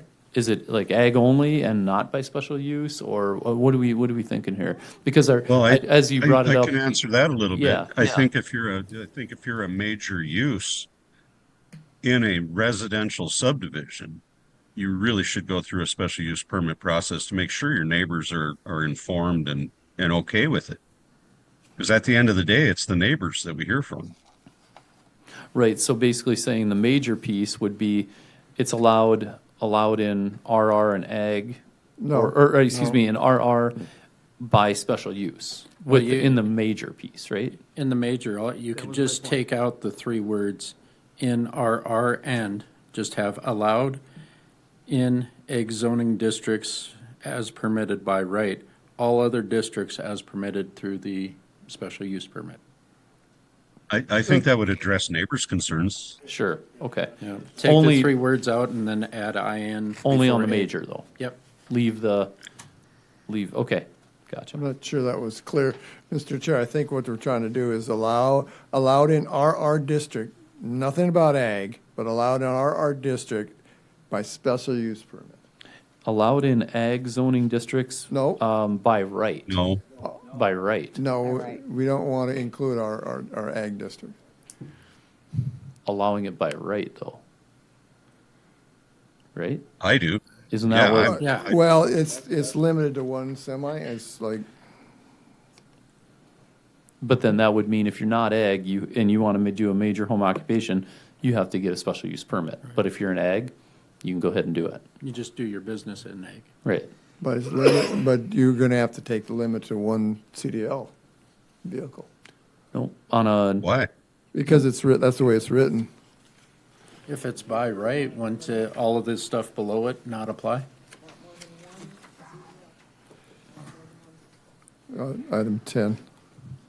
I guess really, how do we get it to where if you wanted to have a major home occupation in something that's not ag, that's going to require a special use permit? I guess that's what I'm hearing we want to do. I don't know how we word that, but I got a question. yeah, yeah, Commissioner Small, yeah. Major home occupation. So is a landscaping guy a home occupation? Because his office is in his house? I mean, is that what we're saying here? That would fall under that, right, Mitch? Yep. Yeah. It's a business, small business. You're talking about small business, not necessarily home occupation. Well, it's related to the home. It has to be a home in there, so. And Yeah, maybe I can Commissioner add some Conley, clarity yeah. with the history, Commissioner Small. Actually, prior to our last zoning meeting, the county was way more restrictive than what was adopted here. And the city was way more restrictive 18 months ago. And as Commissioner Bittner was saying, he was part of these discussions. This room was full and sometimes heated. So this was a step away from the restrictions by a large part, not, so, and now the vetting occurs because of 15 grievances or those type of things. If we could trust everybody to do the right thing and be good stewards of their property and things, none of this would be necessary. I think that's the U.S. Constitution, that comes in Federalist number 10 and stuff, but people aren't angels. So the fact that it's the least restrictive and then adjusting, but if that helps, I don't know if it does. So I guess Well, previously, when I was on the planning commission, the city had all kinds of rules that they weren't enforcing in the county anyway. So they didn't have any teeth. The city cops couldn't go out in the county anyway. I mean, I suppose they could, but I mean, there was nobody enforcing anything. But I was on the planning commission for 9 years, trying to do some of this stuff with this, and the city really couldn't do anything about it. I mean, they'd hand it maybe to the sheriff's department, but unless it was real bad. I mean, I had neighbors complaining about their other neighbors to me when I was on the planning commission because the guy was parking a bunch of vehicles in his 5-acre lot, and nothing ever became of it. Yeah. They And those, couldn't levy fines. yeah. They couldn't levy fines. yeah. So to give Mitch what we want for verbiage, what I'm hearing is in minor home occupations, just take the ag zoning out of there and just say allow it in RR as permitted by right, all those types of things for minor. In major, I'm not exactly sure how to word this, but saying that it's you can go ahead and just do it in ag, but yeah. every other district, you're gonna have to get a special use permit to have a major, right? Mr. Chair, you're just. Well, I don't, Mr. Chairman. Yeah, yep. Yeah, The Commissioner Bittner, minor, yep. yeah, in the minor home occupation, if it's allowed in RR and ag zoning as permitted by right, if you're removing ag zoning, would that mean that minor home occupation is not allowed by right? No, Thank you. Mr. Chair. Yeah. The way we began with the minor occupation, it was that we were going to take out the ag districts, just eliminate them, and they're not even required to have a minor home occupation. Right, We're if not you gonna- wanted to do it, you could just do it, right? Yeah. Okay, And then in the major, I think if you begin the sentence with right under section 4, allowed in ag by right, as permitted by rights, all other districts permitted by SUP. Don't put anything in there about RR or anything. Just begin the sentence as allowed in ag by right, as permitted. All other districts permitted by SUP. and that would mean that if someone in ag wants to have a business and they have 5 trucks and they got 15 employees, and they're in ag, they can just do that, right? Well, Mr. Chair, you'd have to strike out item 10 on page 6.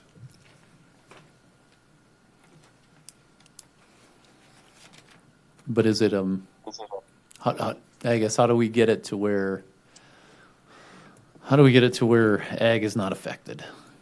Because it's really, I mean, is a farmer a home occupation? Because if they are, then they'd all be out of compliance. Under Article 6, incidental uses, under the Section 2 home occupation, right below that, can there just be a mention for ag exclusively as permitted by right? Because then it's not subject to Section 3 or 4. Oh, so in, Like under separate section. it out. Under that number section of section 2? Right, home occupation, and then just a disclaimer of, Agricultural business? home occupation, allowed by right in ag zoning districts. Or even move, so you get the, allowed in ag zoning districts as permitted by right. Just add that to that first sentence. Because then the subsections 3 and 4 are defined within. Egg's taken out of both of them, because egg would predominate over all 3 of them. Okay. Commissioner Streifel, you had something? Yeah. We have a current concern in the county where there's a property zoned ag and running a commercial business. So at what point does it turn from being a major home occupation to being a commercial business? I think that's going to be important for us to somehow get figured into this whole deal. Because nobody wants to live next door to someone who has 2,000-3,000 people coming over the weekend when it's not ag related, when it's an actual commercial business. Okay, well, it starts into a home occupation by design. The definition is permitted a dwelling. And this ag, it'd have to have a dwelling. Any occupation customarily incidental to the principal use of the dwelling. They live there, they get up, they go to work, they come home, they park their stuff, and they go to bed. So that's how home occupation. If you're talking commercial, you're inviting the complete stranger on your property, you're providing services for that whatever it is, or you're selling stuff or whatever. This is different. It's primarily connected to that primary dwelling. So that would be commercial or PUD. Right? Yeah, I mean, commercial, straight up commercial. Commercial is hard to find. You know it when you see it, though. So everybody comes up with something new, but this is tied specifically to a dwelling, a home. Okay, so with the with your suggestion, Commissioner Conley, of putting that in right in the first small paragraph of Section 2 home occupations, it just says, home occupations are allowed in ag by right. And then we go down and then you just take it out of minor and major, and you just don't mention anything about ag, right? Does that get us to where we want to be? I don't know. Yeah. Commissioner Small, is that? Does it get It us seems away like from the that. vehicle limitation? That would be the question. Well, the sections. And the employee limitation too. Mr. Chair, sections 1 through 9.c define that occupation. It defines what is allowed. If you just, I mean, at first we wanted to totally strike out ag district from minor home occupations because that's over-regulating ag land. Because many people have a farm that has semi-trucks on them. Mm-hmm. And so we're not wanting to go after that type of situation. This is more of a residential use. And I kind of get into like that situation, and I know it happens all over, and it's, I don't know if it's claimed or not, but it's you've got one of the people is a farmer doing farm things, has farm employees, has all sorts of equipment, trucks, all of that. Maybe the other half of that relationship is running some sort of a business, a side hustle out of the During the wintertime. house. Yeah. Is that a home occupation? Is that commercial? Is that just ag land and do what you want? Where does that fall? Because it happens a lot. Yeah, I've never received any complaints on somebody running in the wintertime a sheet metal business off of a farm. I've never had complaints on that. It's more tied to these residential properties. Because I mean, people running side hustles, there's a lot of people that do that, and they do them out of their house. Maybe they're 3D printing stuff, and they're running that business. Maybe they're doing all sorts of other things. But to me, if it's an ag district, I'm not sure I really care. So how do we write this to say, go ahead and do that? We're not going to regulate you. In ag zoning? In ag zoning. Then you just strike it out of the district as a permitted right, not even included in this incidental use. Okay. I mean, there's gonna be problems with whatever you decide on this, because there are many ag lots in the middle of R1 districts or near them that are 10 acres. And like you said before, there's that's something that that's a pill we got to swallow with getting. We have land that is close to city, and we have land that's far from city, and you can't really create two districts, or we're not creating two districts. So how do we get it so that it is less restrictive? I would say either the higher up in zoning you are, that you get less restrictive. I think that's really what everybody's looking for. Not just at this table. But also Commissioner Conley. Yeah. I can see both sides of it, removing the egg, and then when the problem arises, all of a sudden it gets addressed pretty intimately. That's not the word. Right away. But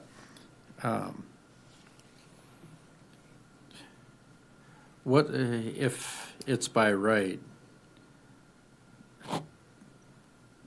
People give themselves permission when something's not even a little bit of a notation. So that's the concern if they try to slip under the radar a little bit. So, I mean, I'm comfortable with either one. Even with what I said before below Section 2, even if it's between Article 6, incidental uses allowed in ag zoning districts permitted by right, and it's not even under the home occupation designation, but at least you got like a footnote. Like, then we can go into something if a problem arises. Yeah, I don't know, it just seems like the more we talk about this, the more I want to just take ag out of this incidental uses. And I'm just okay say, with that. Just, it's, that's my thought. I don't know what's Yeah, the rest of everybody Mr. think. Chairman? Yeah, Commissioner Bittner. Mr. Yep. Chairman. Thank you, Mr. Chairman. I think you're right about that. Because this whole thing started because people were operating businesses in subdivisions. I've never heard anybody talk about anything going on ag land. You know, the guys that are out there running semis for their grain operation, they'll add a gravel truck because they can get more use out of their semi. And the same thing with dump trucks and guys that use their loaders that they use to clean the feed lot, then they go and do snow removal in the winter. Nobody's ever talked about a problem with that. It really started with rural subdivisions, small acre lots. Thank you. Yeah, Commissioner Patrick, yep. I just want to say, Mr. Bittner, Commissioner Bittner mentioned about not hearing about something in a small lot. The lots I live on are like 2.5 acres or a little less. And a number of years ago, there was an individual with a CDL that came out and was parking his truck in his backyard. And, hang on, and Commissioner. as members of the community, we got together and we had to go to an attorney and got it stopped. And then this man didn't know it, but what he did, he destroyed his septic system that the next neighbor or that the next property owner had to go and redo. Yeah, Mr. Chairman. Yeah, go ahead, Mr. Bittner. I should try to be clear. I didn't think I was saying allowing that in a rural residential area. I said I have not heard of a problem on an ag zoned property. Right. I have heard of all the problems in the subdivisions. That is the problem. Okay, so how do we word this? Sorry for the. Yeah, how do we word this to take ag out of this so that we're not Include regulating incidental uses in ag? Mr. Chair, just remove it totally from the text. Okay. And All right. a major, for both minor and major, for the major home occupancy, just allowed in RR district by special use permit only. Okay, so minor is allowed by right, major is allowed by special use permit, and that's RR on both. There's no mention of ag. That means that if you want to have a minor home occupation or a major home occupation in your ag district, go ahead. Well, in Fantastic. major, it will be all districts. Thank you, Mr. Chairman. Okay. Can I ask another question? Yes, go ahead. I apologize because I really got to get going. The wife is on me for a date night here. But are we gonna ask that the text comes back to us at the next meeting, or are we gonna look to pass this?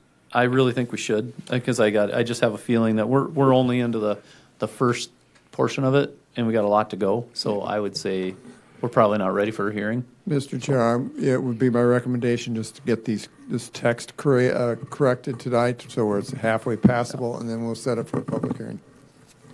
Okay. Excuse me, Mr. Chairman. Thank you. That's the clarification I needed, because this was the big one to me, Yeah. and I'm going to have to bail out, gentlemen. Okay. Marla, you have something? commissioners.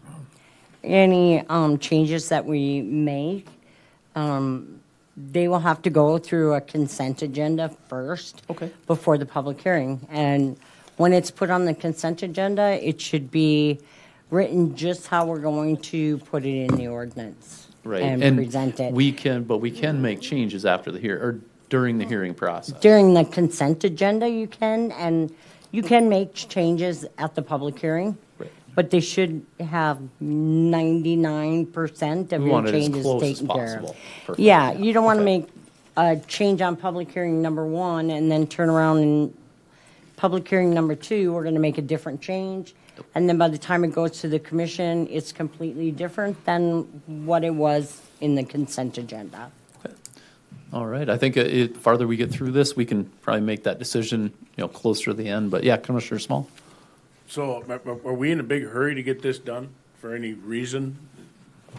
Just powering through it. Yeah. No, That's it. what I mean, really, as yeah. far as, having a public hearing and all that. No. So. If we waited another month, it wouldn't hurt anything. Okay, let's No. not get ahead of ourselves. then. Exactly. Yeah. All right, thank you. Okay, so. Thank you, commissioners. I'm going to bail out. So, we've got 7.1.3. Yep, agricultural district Ag district. regulations, fairly simple, straight up.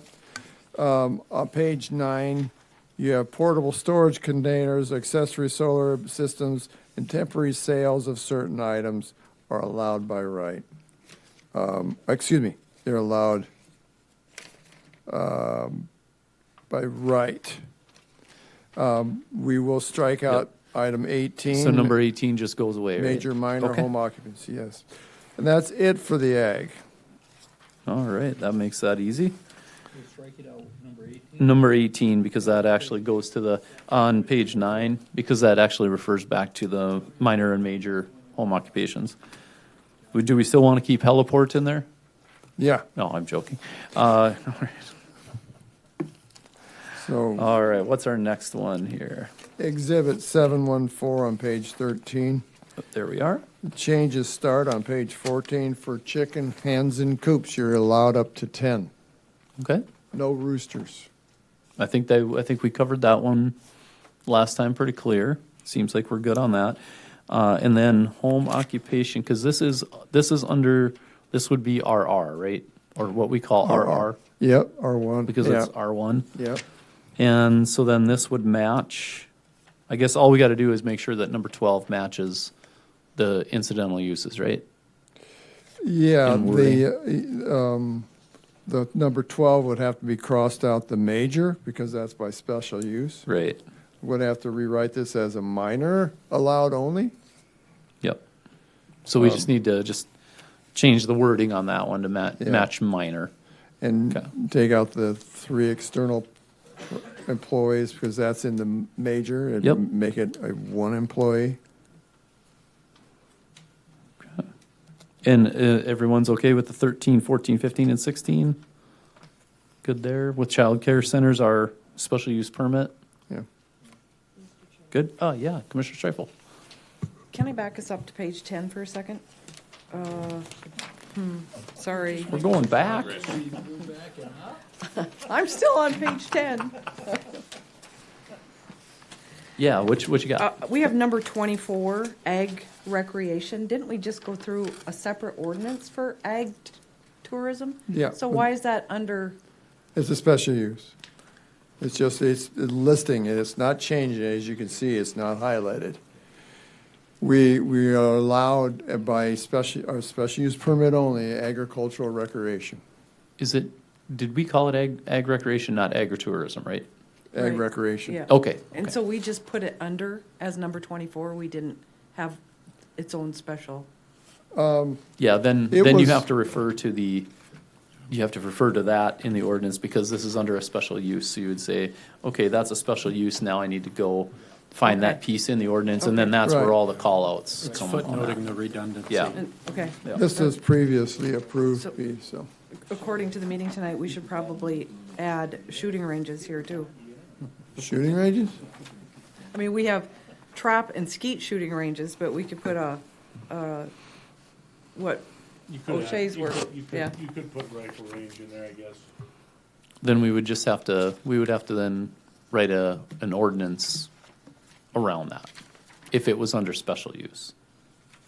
Yeah. And you know what, I yeah. think maybe I just thought of this. I don't know if it's a good idea or a bad idea. Like I say, I'm full of bad ideas, but could we actually put that on permitted uses as a personal shooting range under permitted uses?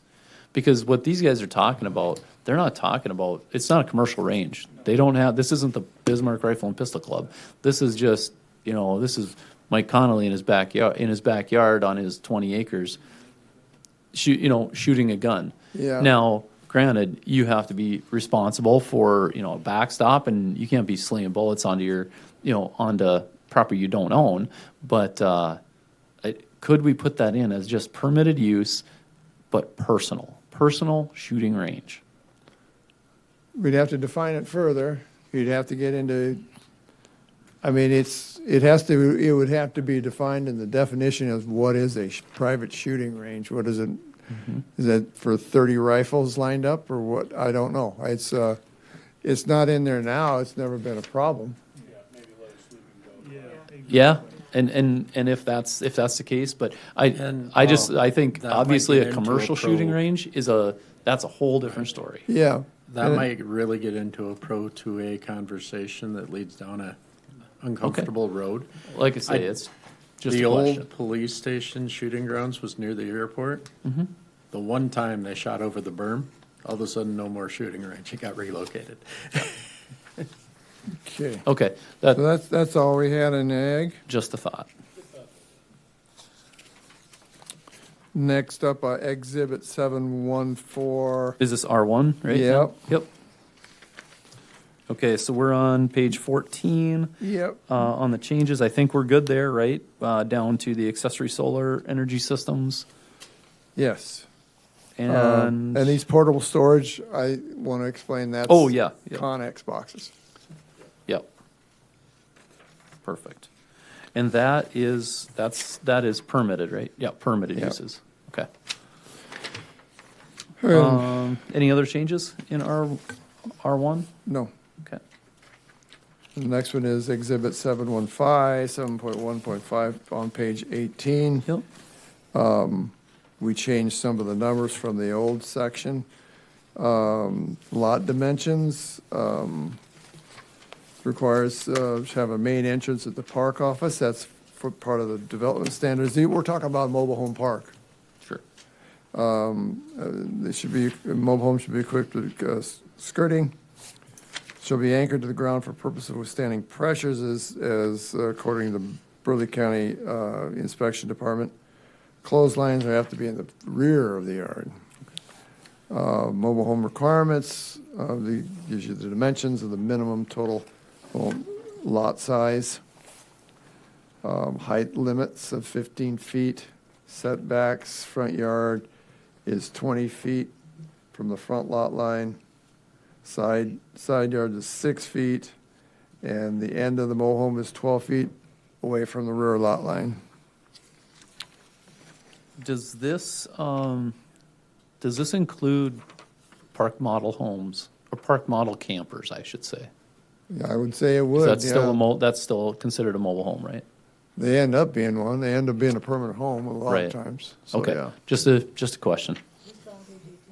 19 and 20. Yeah. Page 22 is the next one. Lot coverage, 40% of the total area of the lot can be covered by that mobile home. They're allowed, storage, but I'll get into, they're allowed an accessory building of 120 square feet for each lot.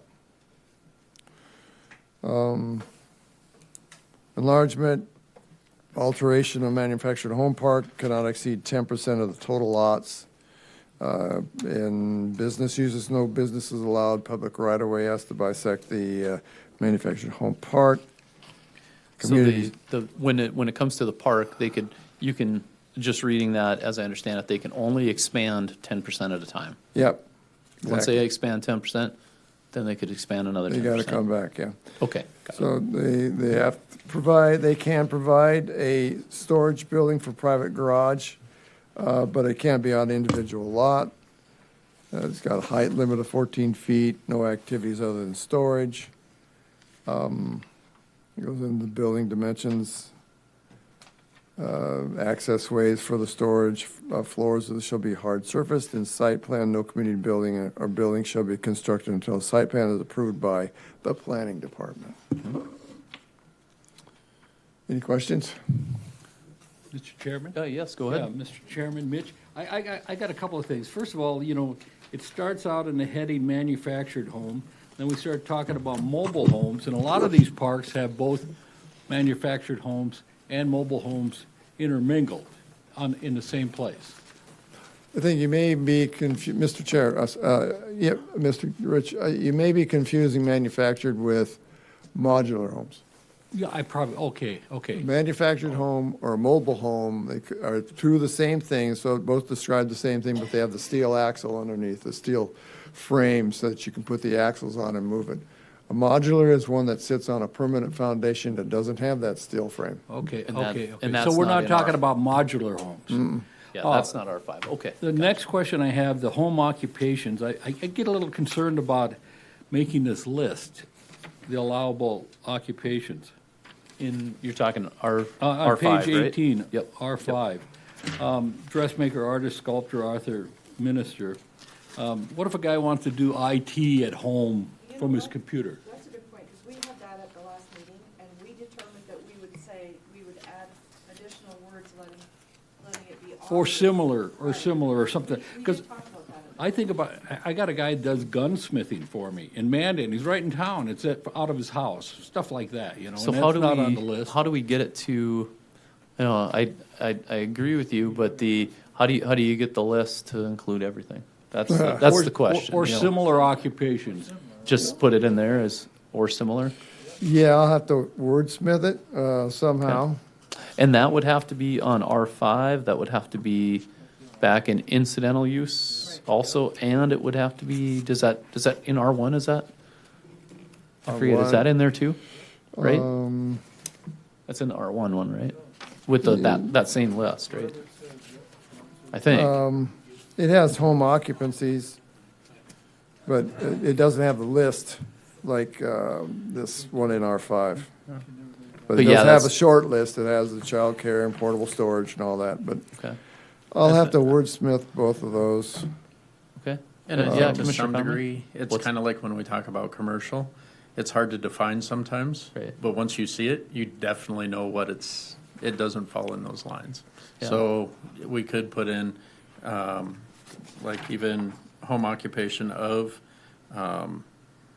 these examples, but not limited to similar examples Sure. not listed.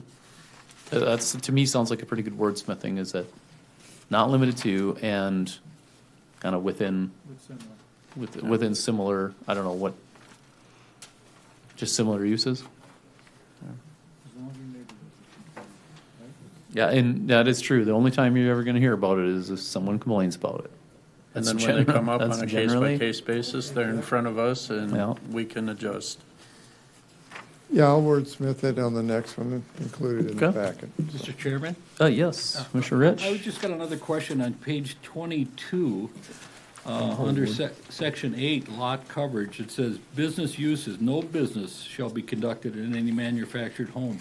But we say earlier, you could be a dressmaker.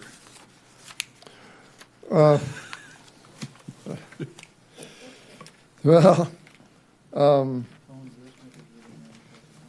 I mean, dressmaker, that's working out of your home, little old lady. My grandmother. But I think you're right, is that when we say no business shall be conducted, that's, Maybe we could just Kinda strike conflicts. that and just allow the earlier language to take care of it. I would be fine with that, but, you know, if we say that we're already defining what businesses your business you can do, but, you know, we don't want it turning into you have to pull in your big truck in and you're having people over and in and out and, you know, that it's, I mean, we could add no commercial business shall be conducted. That further defines business. to me, that works, because then you're really treating R5 kind of like you are R1 or RR, basically, because that then falls under incidental use, right? In manufactured home parks, there's, I think in our last discussion, Commissioner Bittner mentioned, yeah, just about. Getting to be a long meeting. He shouldn't have left. I should have brought some liquid or something. So no, don't do that. With the manufactured home parks, there's none in the county that I understand at this point, but it's good to have some parameters around it, because there's a lot of corporate companies coming in, buying large lots, and they're coming in with 48-page leases, and contractual law supersedes some of the local, and it gets really strange very quickly.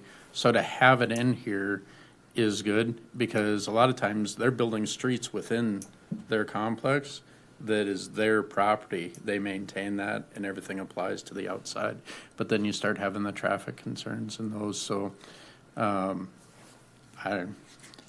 some of it I think will kind of take care of itself over time. And you could, yeah.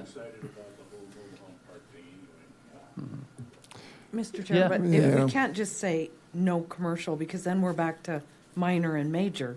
And you don't want to have a minor or a major business, maybe a minor, working out of a mobile home. I think it's. Or do we? I don't know. I mean, it's a question. This is Do you or from don't the, yeah, you? Mr. Chair, this is from the old existing ordinance, and so it was meant to not have any commercial business conducted in a mobile home park. Simply put, home occupancy is not a commercial use. That's a home occupancy of somebody doing work out of their house, bringing their stuff, equipment home. I mean, the major part is you can have sales. It goes into that little rabbit hole of allowing sales, which is, to me, is straight up commercial. But that's So what this. do we want to on page, I guess there's not a page number on here, it'd be 22. Do we want to take business uses out? Do we want to strike that? And to just let it rely on home occupation piece earlier? I think so. Okay. I think Everybody if whenever okay with it gets that? permitted, it's gonna come through special use and that portion will get vetted out. Okay. Mr. Chairman. Yeah, yes. Mobile home parks are gonna control, they're gonna have rules themselves. You would- And most of them are gonna say no. So I don't know why why we're making a lot of time on this. Okay. But Okay. All right. So what you're But, saying is, Mr. Chairman, Yeah. but to be fair, if they allow things, we should allow things, and if they want to be more restrictive, go ahead, go ahead. You know, But we 100%. don't want to be too restrictive ourselves.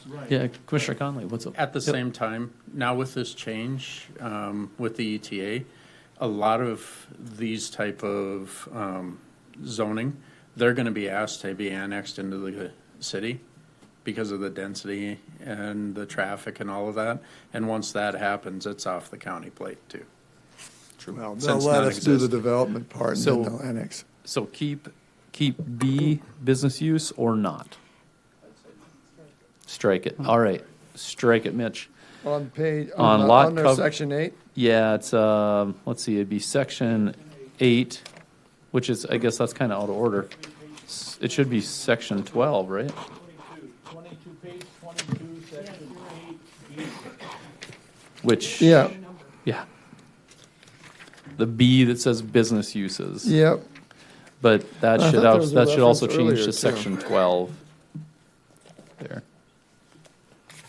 Mr. Chairman, Yes, yes. there's also two, we don't have any lots zoned manufactured home out in the county. So if they want to change it to manufacturing or manufactured home, they have to come to this commission through the whole process, zoning change process. So at that time too, you can add conditions Sure. to that. Good point. So, and like they said, the mobile home parks, I've seen their lease.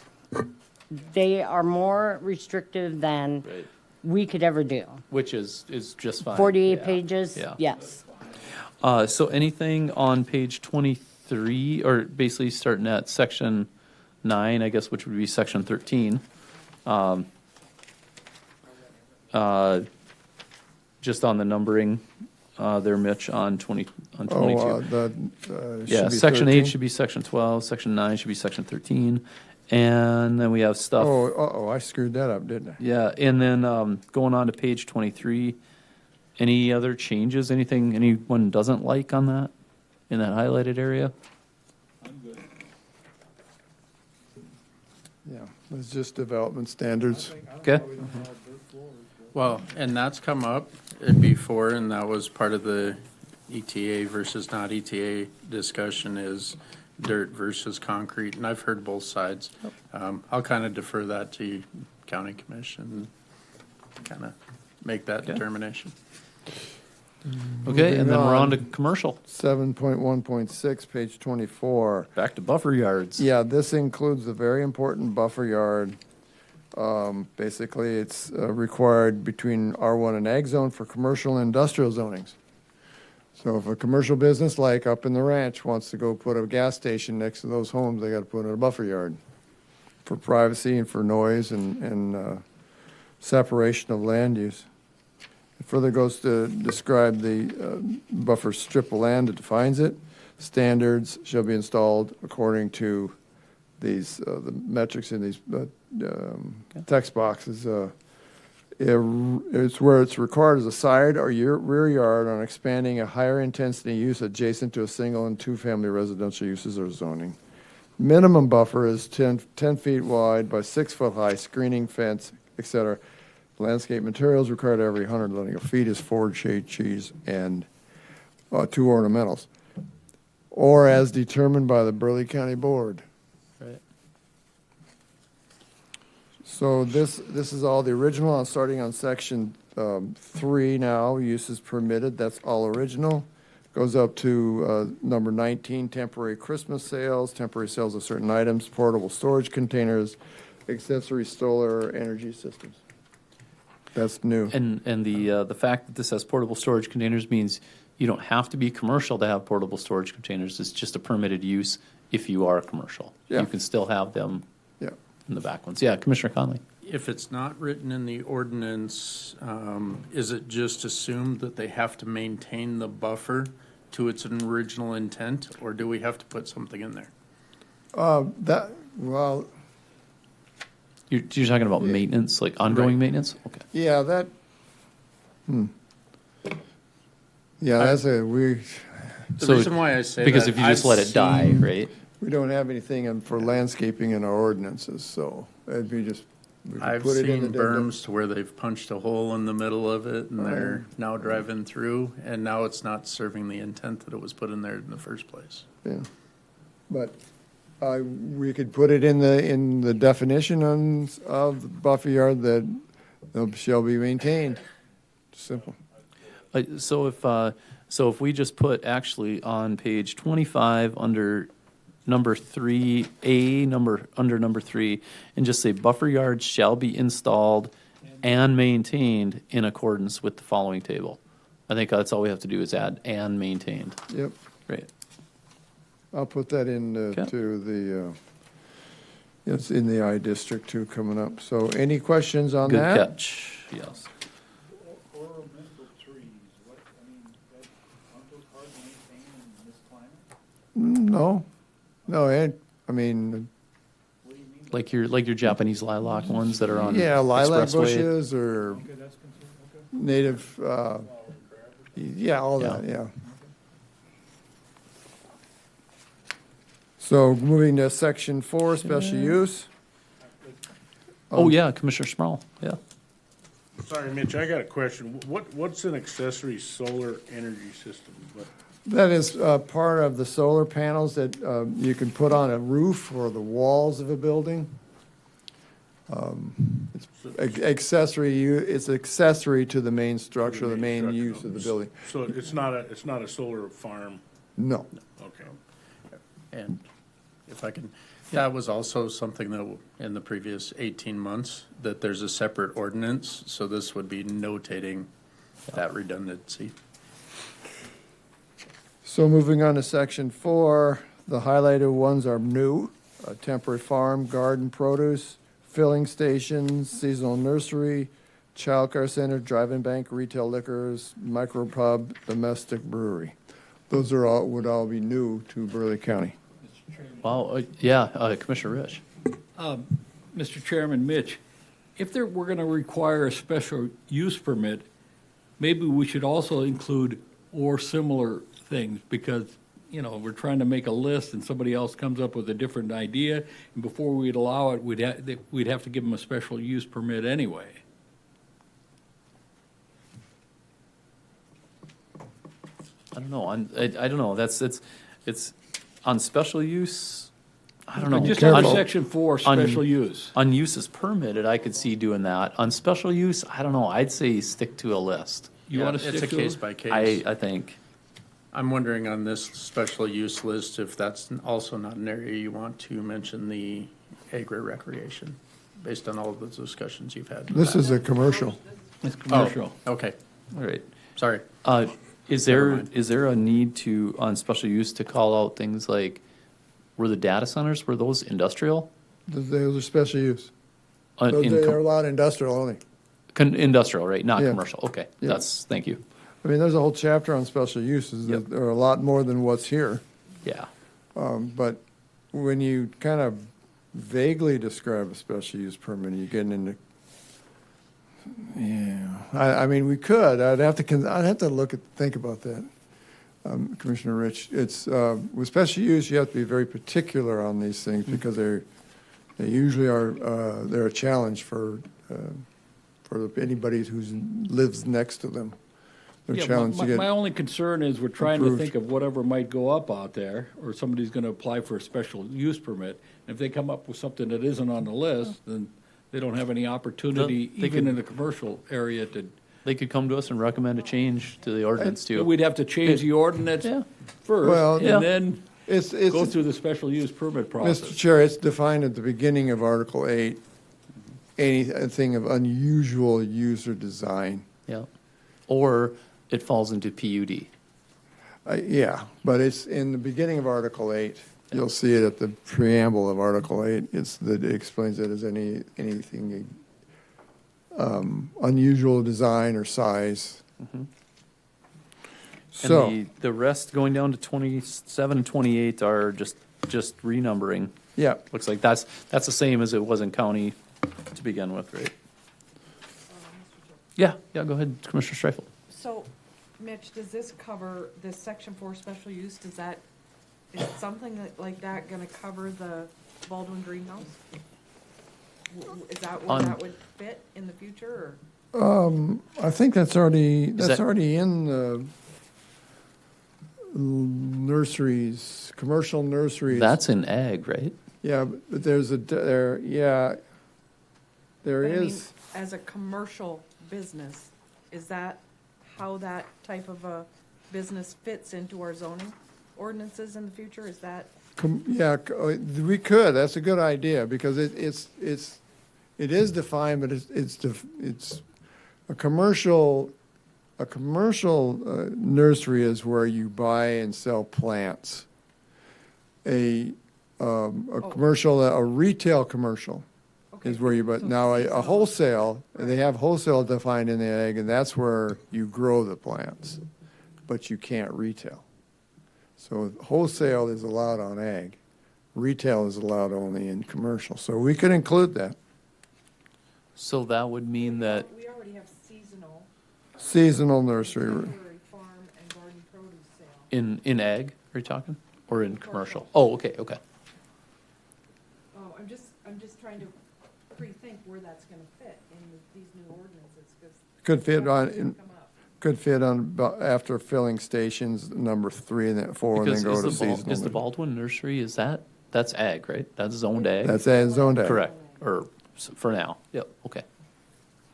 So I would add it underneath filling stations, retail, commercial nurseries. Yeah, everybody good with that, to add that? And that would be wholesale and retail?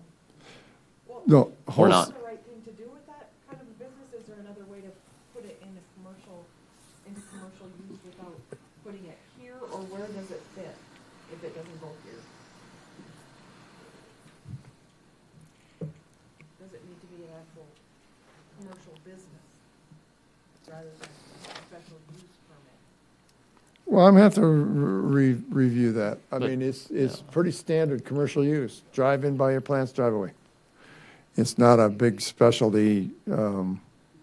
It could just go straight up under allowed uses in commercial zone. It is allowed in ag already, right? Not retail. Not retail at all? No, retail is where you buy the plants from somebody else, you put them on a shelf, and here they come to buy them. Gotcha. Wholesale is where you have planting beds and you sell them in large lots and you carry them to the retail. What if they're selling and growing at the same spot, what's that? Then That's they not gotta be, retail. then you're commercial? You're That's, automatically, yeah, because you're commercial? selling it to the public, okay, yeah. I'll have to look into that. In Mr. that Chairman? example, there's a little nuance based on the proximity to city limits of Baldwin. Right. True. Mr. Chairman? Yeah.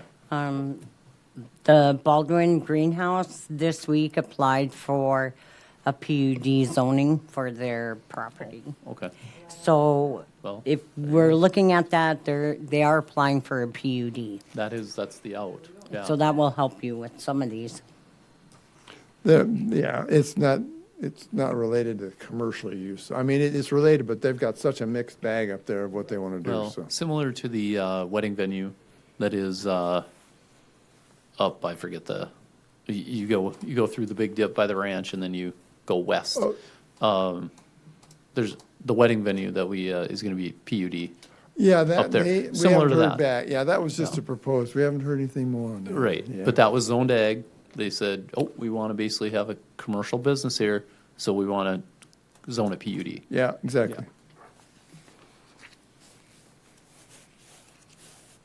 All right, through the end of commercial, are we good? Yeah, I'll work on that commercial greenhouse Okay. and nursery. So, yeah. And industrial. No, I'm not gonna do that for Baldwin. I'm doing it for somebody who Just wants to be like going into Baldwin. the future, right? Yeah. So, industrial. I Yeah, guess that's our, the is that our I- last one? Yeah, the big eye. That is. Yep. That, there, again, it has the buffer zone requirements. So I would add the maintenance to that too. The maintenance piece, yep. Oh, yeah. Installed and maintained. Let's see, that was under. That'd be on Uh, top of. item A. Top of 30, yep. And maintained.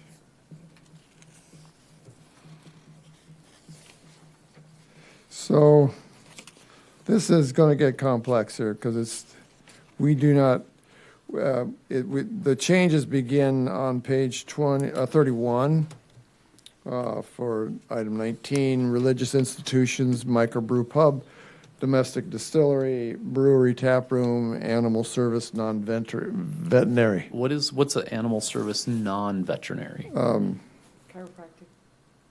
No, that's slaughterhouse maybe. Oh, okay. Yeah, no, that's allowed. But remember, this is industrial we're talking about, so. Yeah, I'm- I'd have to look up to see what it is, but I do want to add item number 24, shop condos.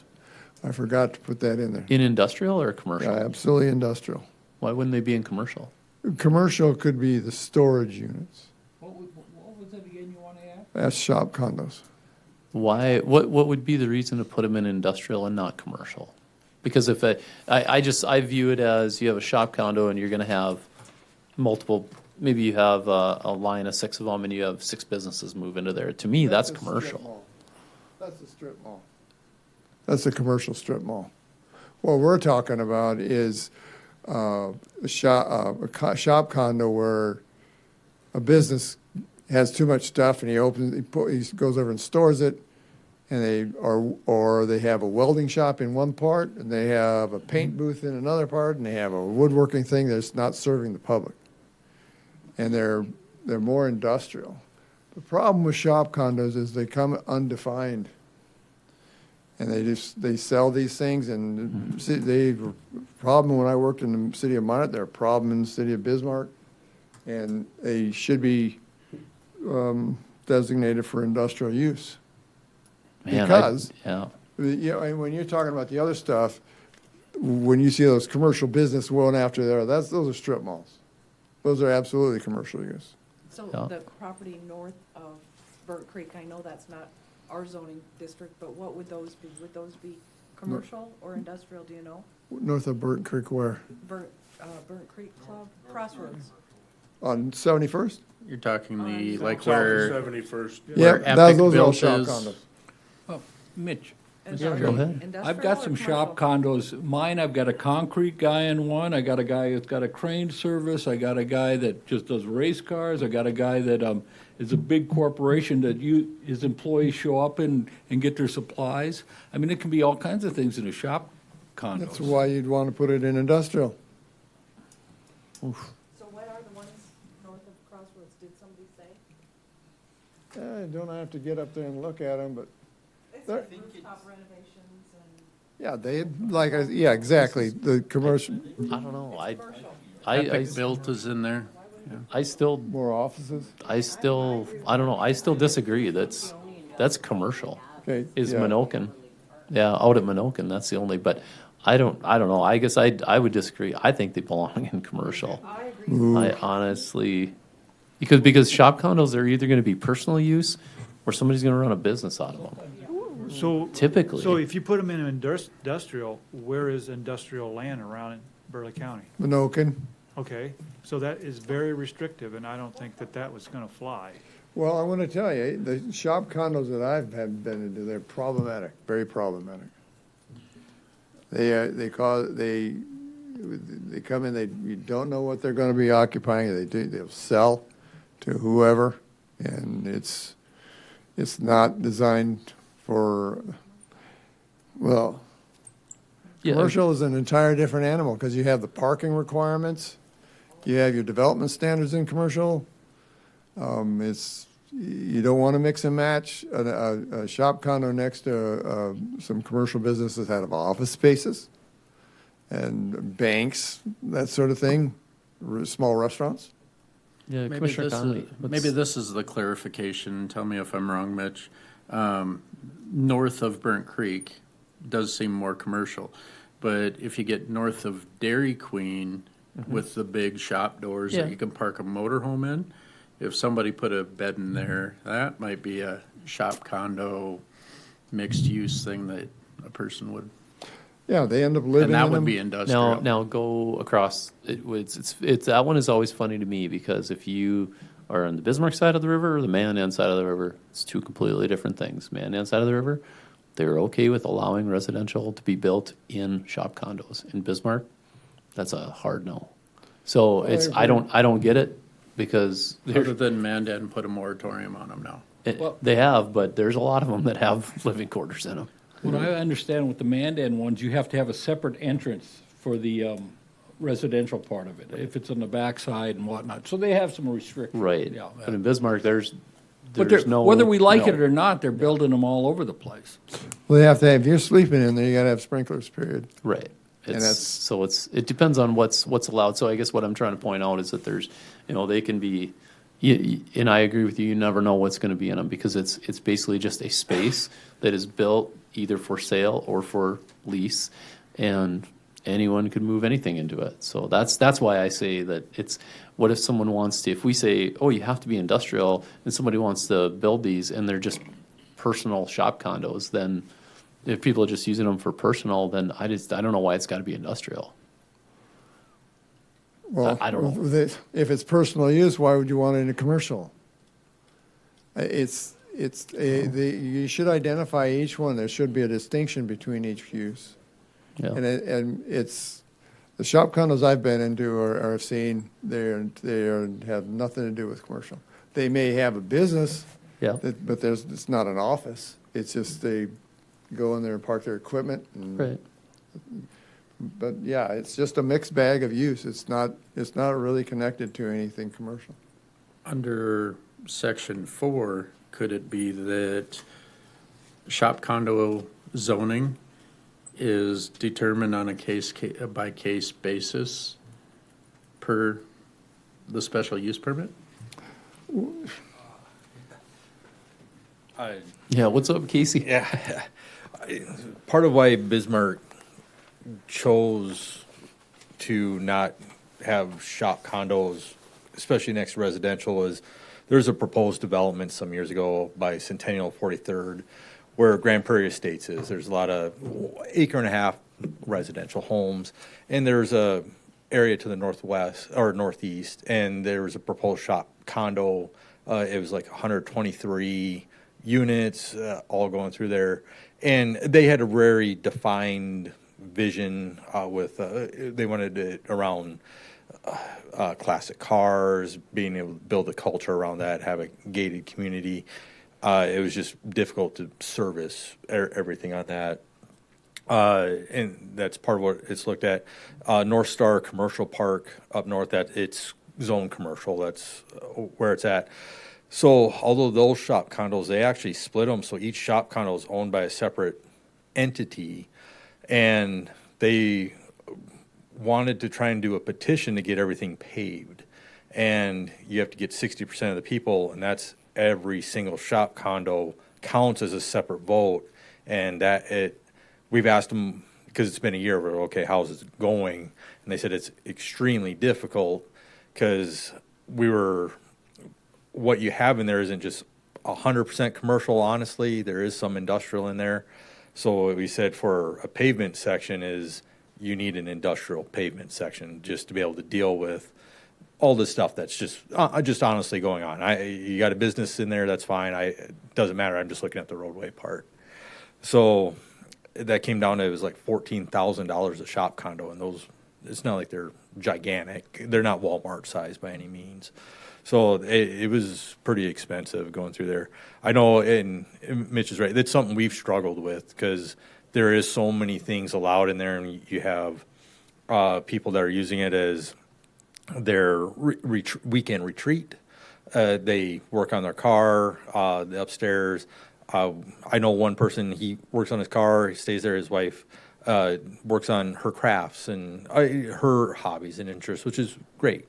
And then there's others that have, they run their business out there. And there's some others we know, they have it for their personal use, and the guy built a bar in there, and it's just his personal thing. Then he bought the shop condo next to it, and he runs his business out of it, and he just goes back and forth. And so that's where it gets into such a mix. It's hard to define it as one part. So if you start doing the special use permit, I think what would happen is we get 100 special use permits at that point. I'm not saying it has to be industrial or commercial. It's just a tough one to define is all. Yeah, I honestly, we can go ahead and put it in industrial, but we're going to hear about it at the public hearing, and it's not going to fly. I just have this premonition that that is going to be there's going to be people like, why would I have to zone industrial to build my shop condos? I just have a feeling that's how it's going to go, but. That's where most municipalities put them. It's not a commercial use.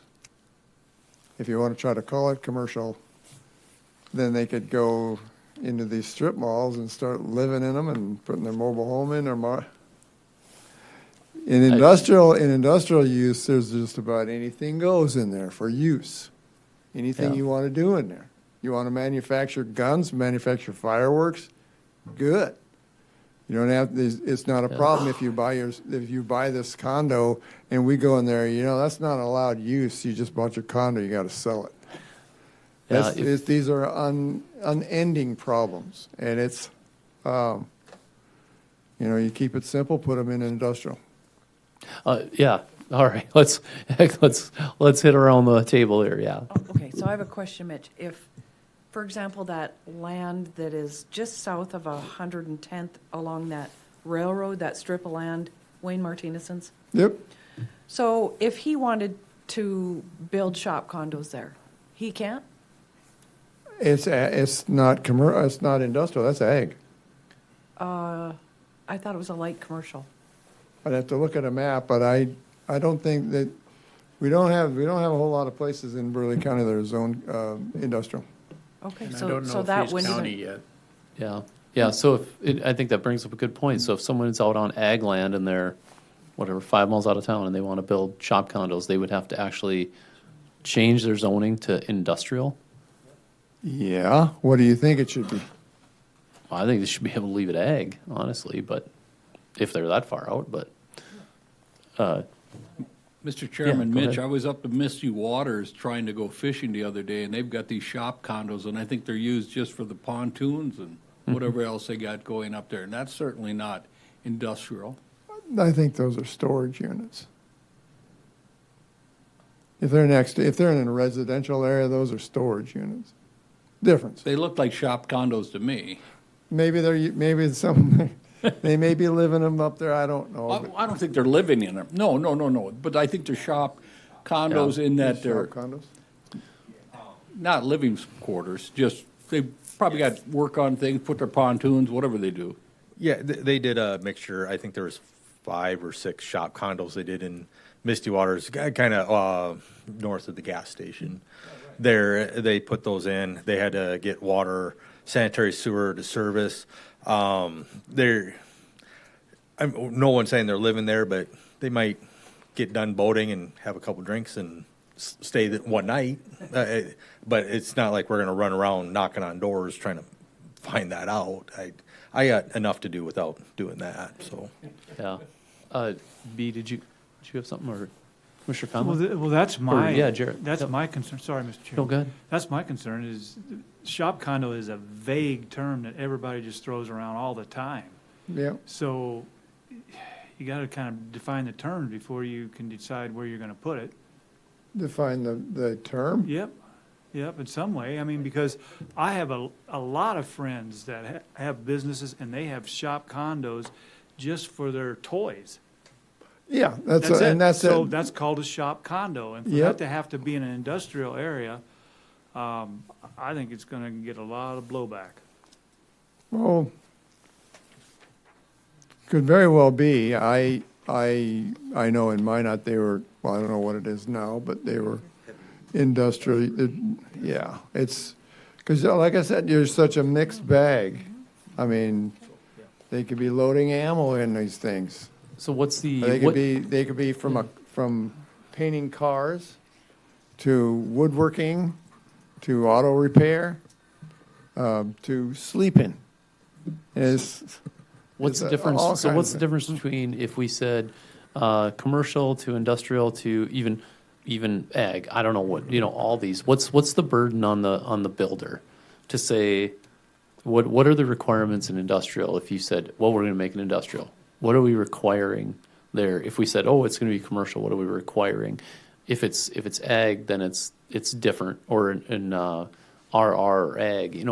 If you, depending on where you put these, you're also going to go into a different taxing structure, and we're going to require different things around this, coverages and parking and all that type of stuff. I mean, I don't want to overburden people that want to build these things. Is what I'm trying to get at. I don't either. I absolutely don't either. But for one thing, you can't put commercial condos on an agricultural property. It's not, any commercial use of agriculture is not allowed. Any use in a residential use of commercial is not allowed. But in industrial, it's pretty much an untold amount of things that you can do. And so it's I don't want to create an ordinance that causes me problems, that's for sure. Commissioner Smalley, what do you got? Yeah. So, do we have any industrial land in Burleigh County? Well, that land I just Zone? asked about. Minokan. Minoka. That land I just asked about, Casey said it is zoned industrial. Okay, he put it up there. You're talking about where? No. So it'd be just south of 110th along 26th Street. Right, so it's a heavy industrial, so yeah, he could build shop condos? Yeah. Well, I guess what I'm getting at is what does it take to get it zoned industrial?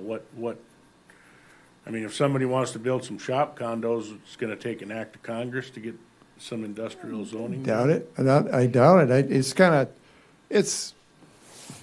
I don't know. I mean, at this point, I'm gonna have to dig in. Your requirements are taller, though. I mean, I envision like industrial where you've got a large facility that is a manufacturing facility, and this is a big, and then we're saying, well, these are like personal units, and I don't know. It's Mr. Chairman, Marla, what's up? there might be some confusion when we say condos, shop condos. That means that the person that's using that space owns that space. Right. And what we did in Lincoln for their shop condos was we required when they turned it over, when they sold that shop, they had to get an interior finish permit And that's where we told them whether they had to have sprinkling on it. We haven't done one since forever, but that was what we did before. When they bought their unit and they wanted to do anything in it, they had to get an interior finish permit. Okay. And If they're leasing the unit, then Yeah, and those are commercial. that's different? Or, What's an Yeah. interior finish? That's when they finish the inside for what they're going to do. Because a lot of shop condos are just built with shells, and then they sell the space. So you might not want a smaller shop, you might want a double wide shop, whatever. And when they purchase that, then, and they want to put in a bathroom, they want to put in maybe, like you said, a bar or whatever, do anything structural, they have to get a permit to finish that. So we have to know what they're planning on doing in that business. Like But that's the- a building permit, right? That's a building permit, but it does limit and allows us to say, hey, you want to run a mechanic shop in here, you have to have sprinklers. You know, that's one thing. But we have shops all over right now where people are renting them, and they're single units. We have a big one up at Trail Boss Way that's commercial, but they're not selling the individual units. They're leasing them, and then they have restrictions. And we've got 4 going up in Lincoln right now on commercial land. where can you build shop condos in the county today? So- On what is? Yep. Can you put it on any So, zoned land? Aberley's industrial park, that's like 2nd, 3rd, 4th, 5th Yep. on I-94, 158th. And when they wanted the industrial, when that started, it was ag land. They had to do full stormwater management plan, how they're going to do everything. They had to rezone it. They went through the process, came to planning and zoning, and had all that done. They got the zoning changed. And they just did it for the whole thing in one shot at that time. They did the stormwater management plan, not just for one development. They did it for their next 5 developed, and they just set everything up, paved all the roads, did it to industrial standard.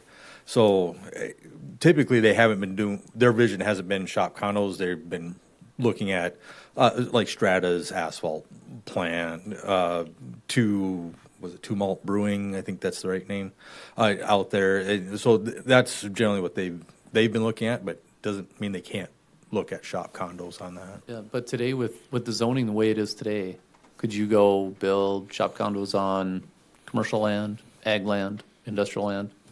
Because we don't call it out, right?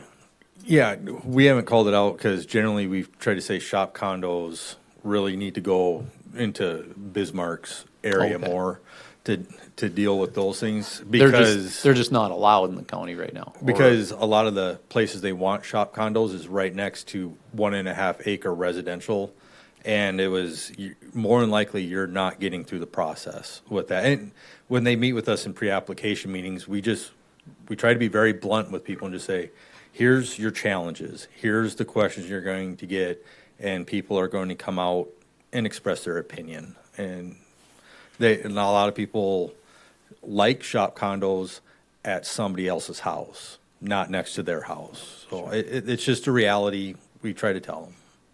Okay. So in the county today, there's really no shop condos. All the shop condos you see around are in city. I'd say the vast majority you see are like 71st by US 83 they have those shop condos on the north side up there. Then Yep. on the south side, they had a few go in that area. There's some down south. And on, those are I think in county. Morrison. The ones on the north side of 71st, say. Take those for example. What is that zoned? That's zone commercial, if I remember right, because that was all storage. It's 2008 when I worked on that, so it's Yeah. been But a it's little while. Commercial, or that's city though. At the time, it was city ETA going okay. through there, so they still city controlled. Okay. deal with that. So we had to. They were under the city rules. But out in Under the county, county now. out in the actual county property, not that was in ETA, are there any shop condos at all? Misty Waters is now not in the ETA, so they're shop condos. That'd be the easy And they're one to zoned point out. commercial, right? In that area with the gas station.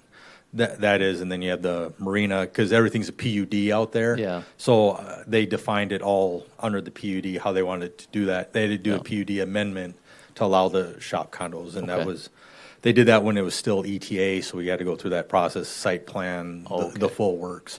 On that, and we reviewed everything. They had to amend the stormwater management plan, and that was, man, I worked on that in There's no 2006. examples of that, that we've allowed them in the county that was outside of the ETA.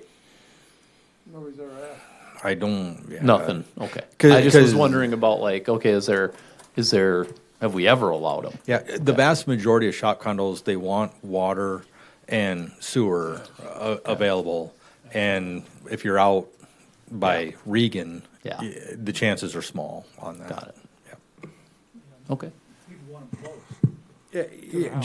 Yeah, a lot of them have want it relatively close. Yeah. All right, yeah, I, Commissioner ju- Small. I think they're awesome. And yeah, you're gonna want it close to your residence so that you can buzz over there and do what you gotta do. But I'm talking about some guy that got a bar in there or works on his car on the weekend or whatever. I mean, I've been in some of them that are just beautiful. I mean, shit, they're nicer than some people's houses. I mean, you know, and I get what Mitch is saying, but at the same time, it's, I don't get the industrial either. I'm kind of with Dennis on that, but Well, I get it, but I don't get it because I don't see the, you know, when I think industrial, I think of a paving, like out at Minokan, you know? Yeah, it's nine out of 10 shop condos require sprinklers.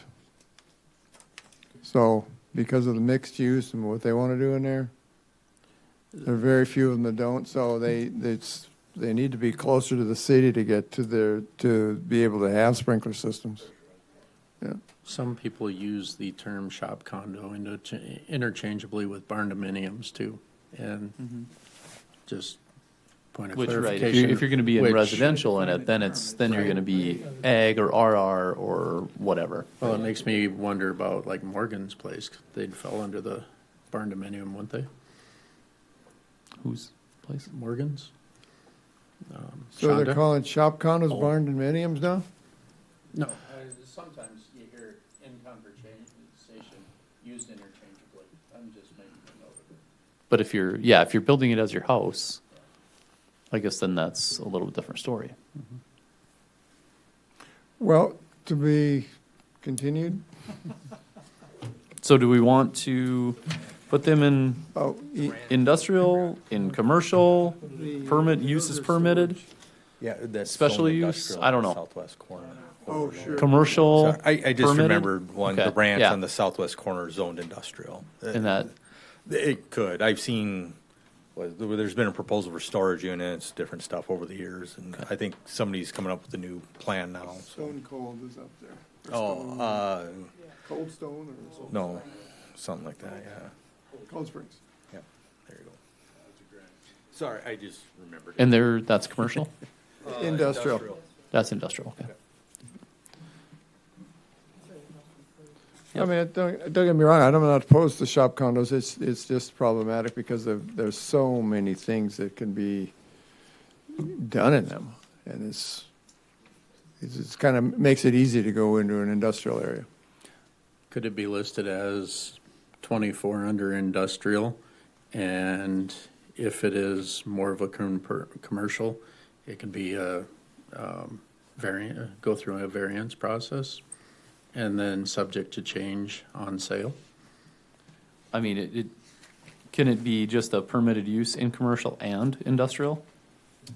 Well, if somebody came to me and wanted shop condos, so first off, 100% of them don't know what they're even going to sell them, what's going to be inside. Right. So we issue, like Mara was saying, we issue a shell only. And then that means no floor, no plumbing, nothing. It's just 4 walls and a roof. And then when they sell that one unit, then they come in and get a tenant build out from us. We put in, we find out what they want to do. And if it falls in the building code that doesn't require sprinklers, then here you go. Here's your tenant permit. You know, it's. But to build them, you're still gonna have to, if we put them in well, it's only allowed in industrial, then you're still gonna have to rezone your Well, land to industrial, right? I mean, we could possibly put them into commercial, if it fits that more than industrial. If they're smaller, you know, they're not, they're for somebody who wants to, I don't see the commercial use of a shop condo though, because they're mostly all personal. They don't sell anything out of, Some rarely are, sell yeah, anything. some aren't, yeah. I mean, but it runs the whole gamut. I'm personally, I don't see them as a commercial use, but they could be. It's I don't know. going to have to almost be a per opportunity situation. You got to see what they want to do. I mean, So you do can't- you, can't do you put them under an then, umbrella. 'cause do you there's then so put many them in options. special use for commercial and special use for industrial?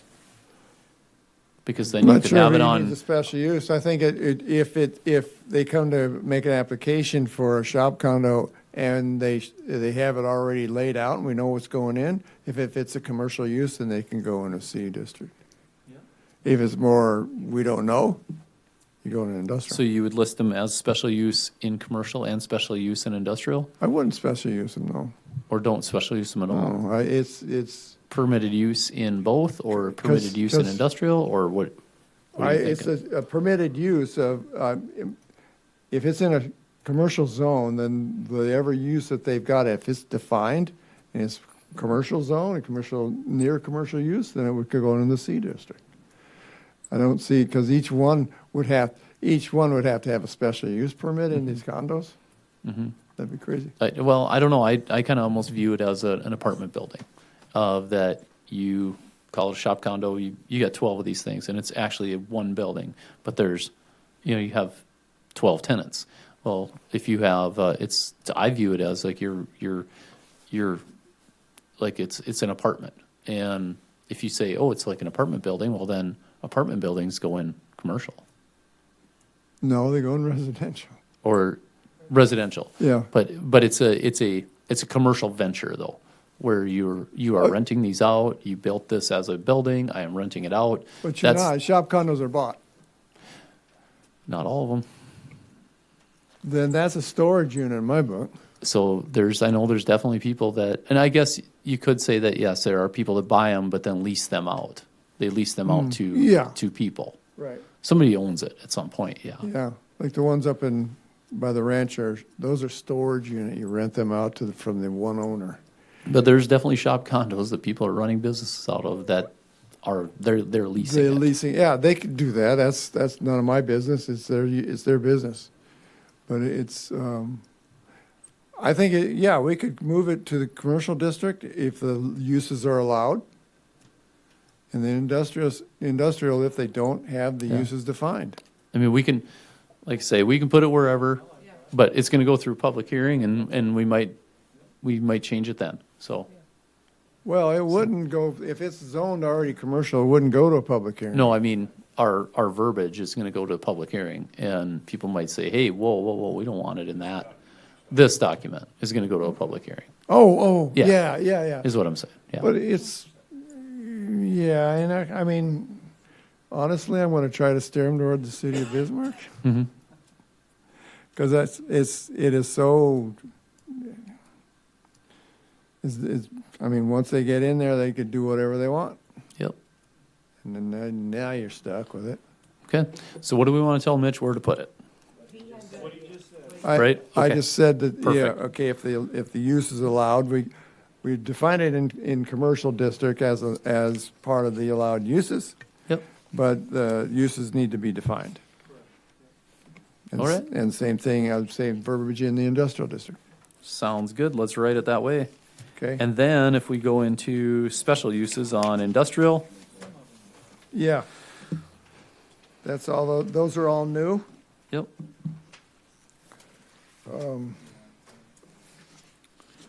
And then it goes to the uses when conducted within a completely enclosed building on page 32, number 2. Sale of oil and gas, well drilling, concrete products, petroleum, manufacturing. And then 3 is just straight up manufacturing of all those items that we do not have in our ordinance. Item 4 is anything that is located less than 500 feet from any zone is cement, lime, drop forge industry, garbage, gas manufacturers, stockyards. And then down to item 8, we allowed manufacture and storage of alcoholic beverages, including a brewery. And that's, I think, is it. Mr. Chairman, do we want to add distillery as well? I thought that's in there, isn't it? My son-in-law's got a distillery. That's why. We have a domestic distillery is allowed as, under section 2.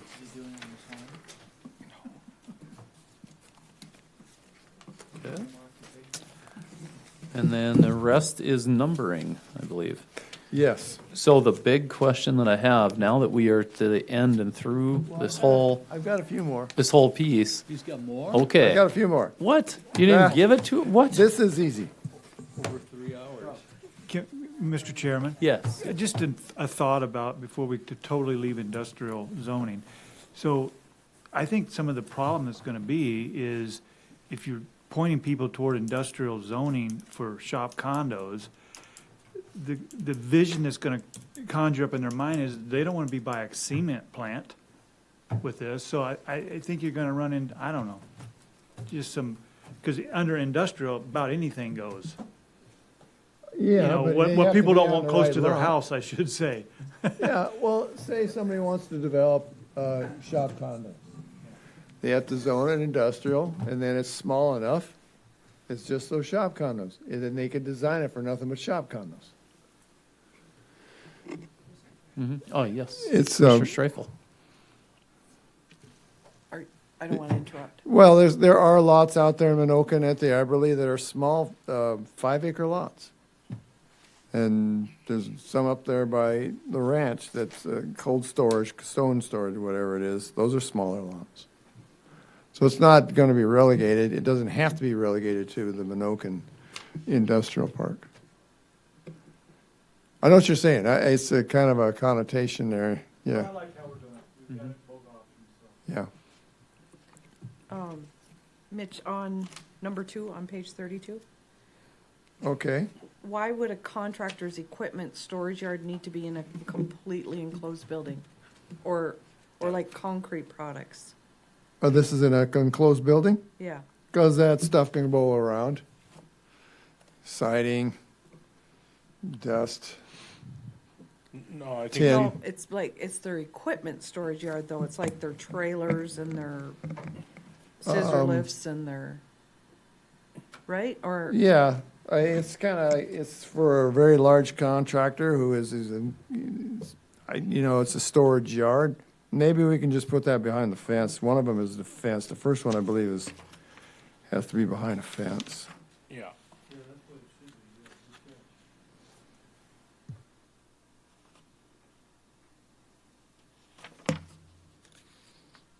Pipe storage yard, same thing, that needs to be behind the fence, not inside the building. Okay. More for just the visual, right? Yep. But, I mean, the material cells, that stuff blows around. No, I get the. Tin, yeah. So I'm behind a fence. I'll have to change that. well, today, concrete products probably would have blown around. Probably in parentheses behind it, if environmentally prudent, because some things out in the environment can get into the water, those type of things, and buildings protected. I don't know why contractors would have to keep their equipment in a covered building. You know, it's a completely enclosed building. Well, they're pretty, I don't know, I'm not, Northern Improvement doesn't keep all their equipment inside. Most don't. No. That's not. well, we'll move it to a fence. So, this over here, you asked last time about accessory buildings. Yep. So it goes up fairly quick. The first section shows 4% percentage allowable on up to 20 acres. The 2 acres, the square foot of the 2 acres is in the middle, and the allowable square footage is on the right. So it goes up 3 acres, 4 acres, 5 acres. So 5 acre, you can have an 8,000 square foot building. It's a good sized building. Then it goes up to 17,000 on a 10 acre. And this is all in ag. This is right? this is This a R- R1 ag. R1. Yep. R1 and ag. Yeah, Yep. R1 can still be 10. And so, yeah, it goes up to 34,000 square foot building on 20 acres.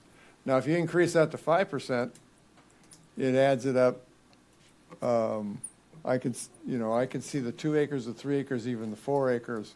But you get into a 5 acre with a 10,000 square foot building, that's a big building. And Yeah, I think the argument last time was about that. Well, We're you approving a don't lot necessarily of have to limit it. People are variances. going to be limited by their pocketbook, right? Well, these Was I think one of the comments. Yeah. Yeah, so these are gonna be going into residential properties, so you're gonna see these buildings that are 3-4 times the size of the principal structure. But that's not my, Way it's going nowadays. it is, yeah. I mean, they can control it, obviously, they can control that with their covenants if they wanted to. But for the larger lots, I don't know if I would recommend a 5% increase because now you're getting into fire safety hazards. Commercial size building, these aren't really designed in international residential code. They're just not that, these are commercial size buildings.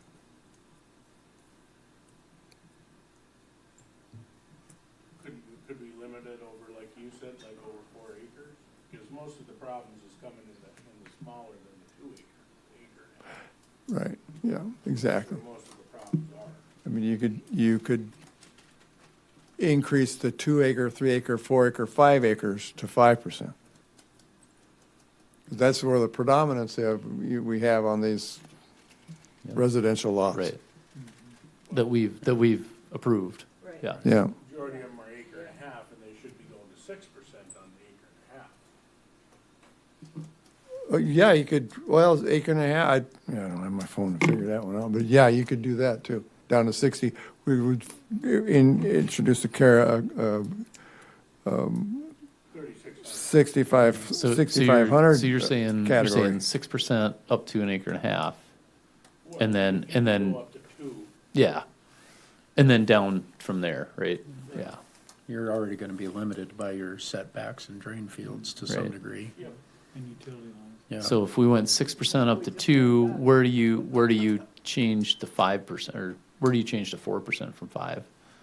So if we said 6% under Well, like 2, 5 then acres or something, I guess. I don't know. I haven't done the math on it. yeah, But Like Mitch says, we're not trying to start a commercial business here, but, and then of course, none of this can apply to ag outside this city. yeah, I mean, it's, our problems are these smaller lots where these people want to have a 4,000 square foot building, they can't, they're restricted to 3,400. yep, So if you did 65,000, 2 acre, 3 acre, 4 acre, and 5 acre, and increase that to 5%, and then leave the rest of it 4%, and yeah, just leave the rest of it at 4%. I think to me, I think that's better than where we're at.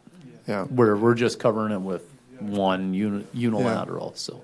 And the larger the building, the less likely they're gonna be asking to annex into the city. Right. So, I mean, almost all of our special use permits have been under 5 or less acres. Yep. So, I'd say that's a good So change. 6% up to 2 acres, from 2 to 5? from 5%? 65,000 to 5 acres, increase it to 5%. And that'd be 5, and then above 5 acres, 4%. Right. Yeah. That'd be Okay. the 10. But I mean, let's try Anything that. We can above always 5. change it in the future, but it's definitely better than what we have now. Anything above 5 is 4%. Okay. Future changes that will be coming up.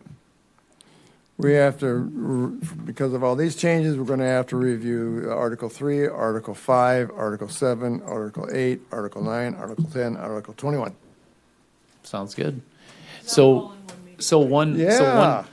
question is that do those changes have to be in tandem with these changes? Yes. Okay, so we are definitely not, that was my question. We are definitely not ready to say, let's put this on the consent agenda Yeah. next time, so. No, the changes in Yep, here not a problem. inadvertently changed these right here, the Okay. ones I just listed. So you'll bring those to us, so how many is it? Is it 7, Well, I 8? think we'll just, for the public hearing, let's just do what we've, in this packet. Oh, don't do the public hearing with the packet and the Well, changes you just we have to do mentioned? the consent agenda, and then for the public hearing for the changes that were proposed tonight. Okay. But the whatever 7, 8 ordinances that you just, That could be, or that could be sections? the next one. Because because they're going to be, there may be some changes from these changes from the public. Right. What, That's all. how many total? You listed all the numbers. How many total is it? No, the ones you said that we have to look at, 1, 2, 3, 4, 5, 6. 6. So can you bring us 3 next meeting?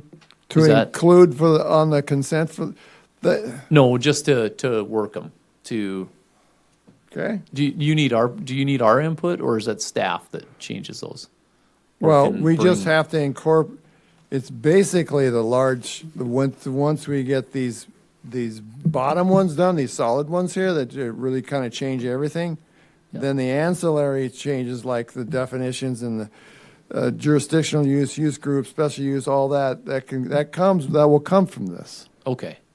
So you don't need to bring those to, No, if our these, meeting if to these just- get approved, we'll just make these changes into the master ordinance, and then, okay.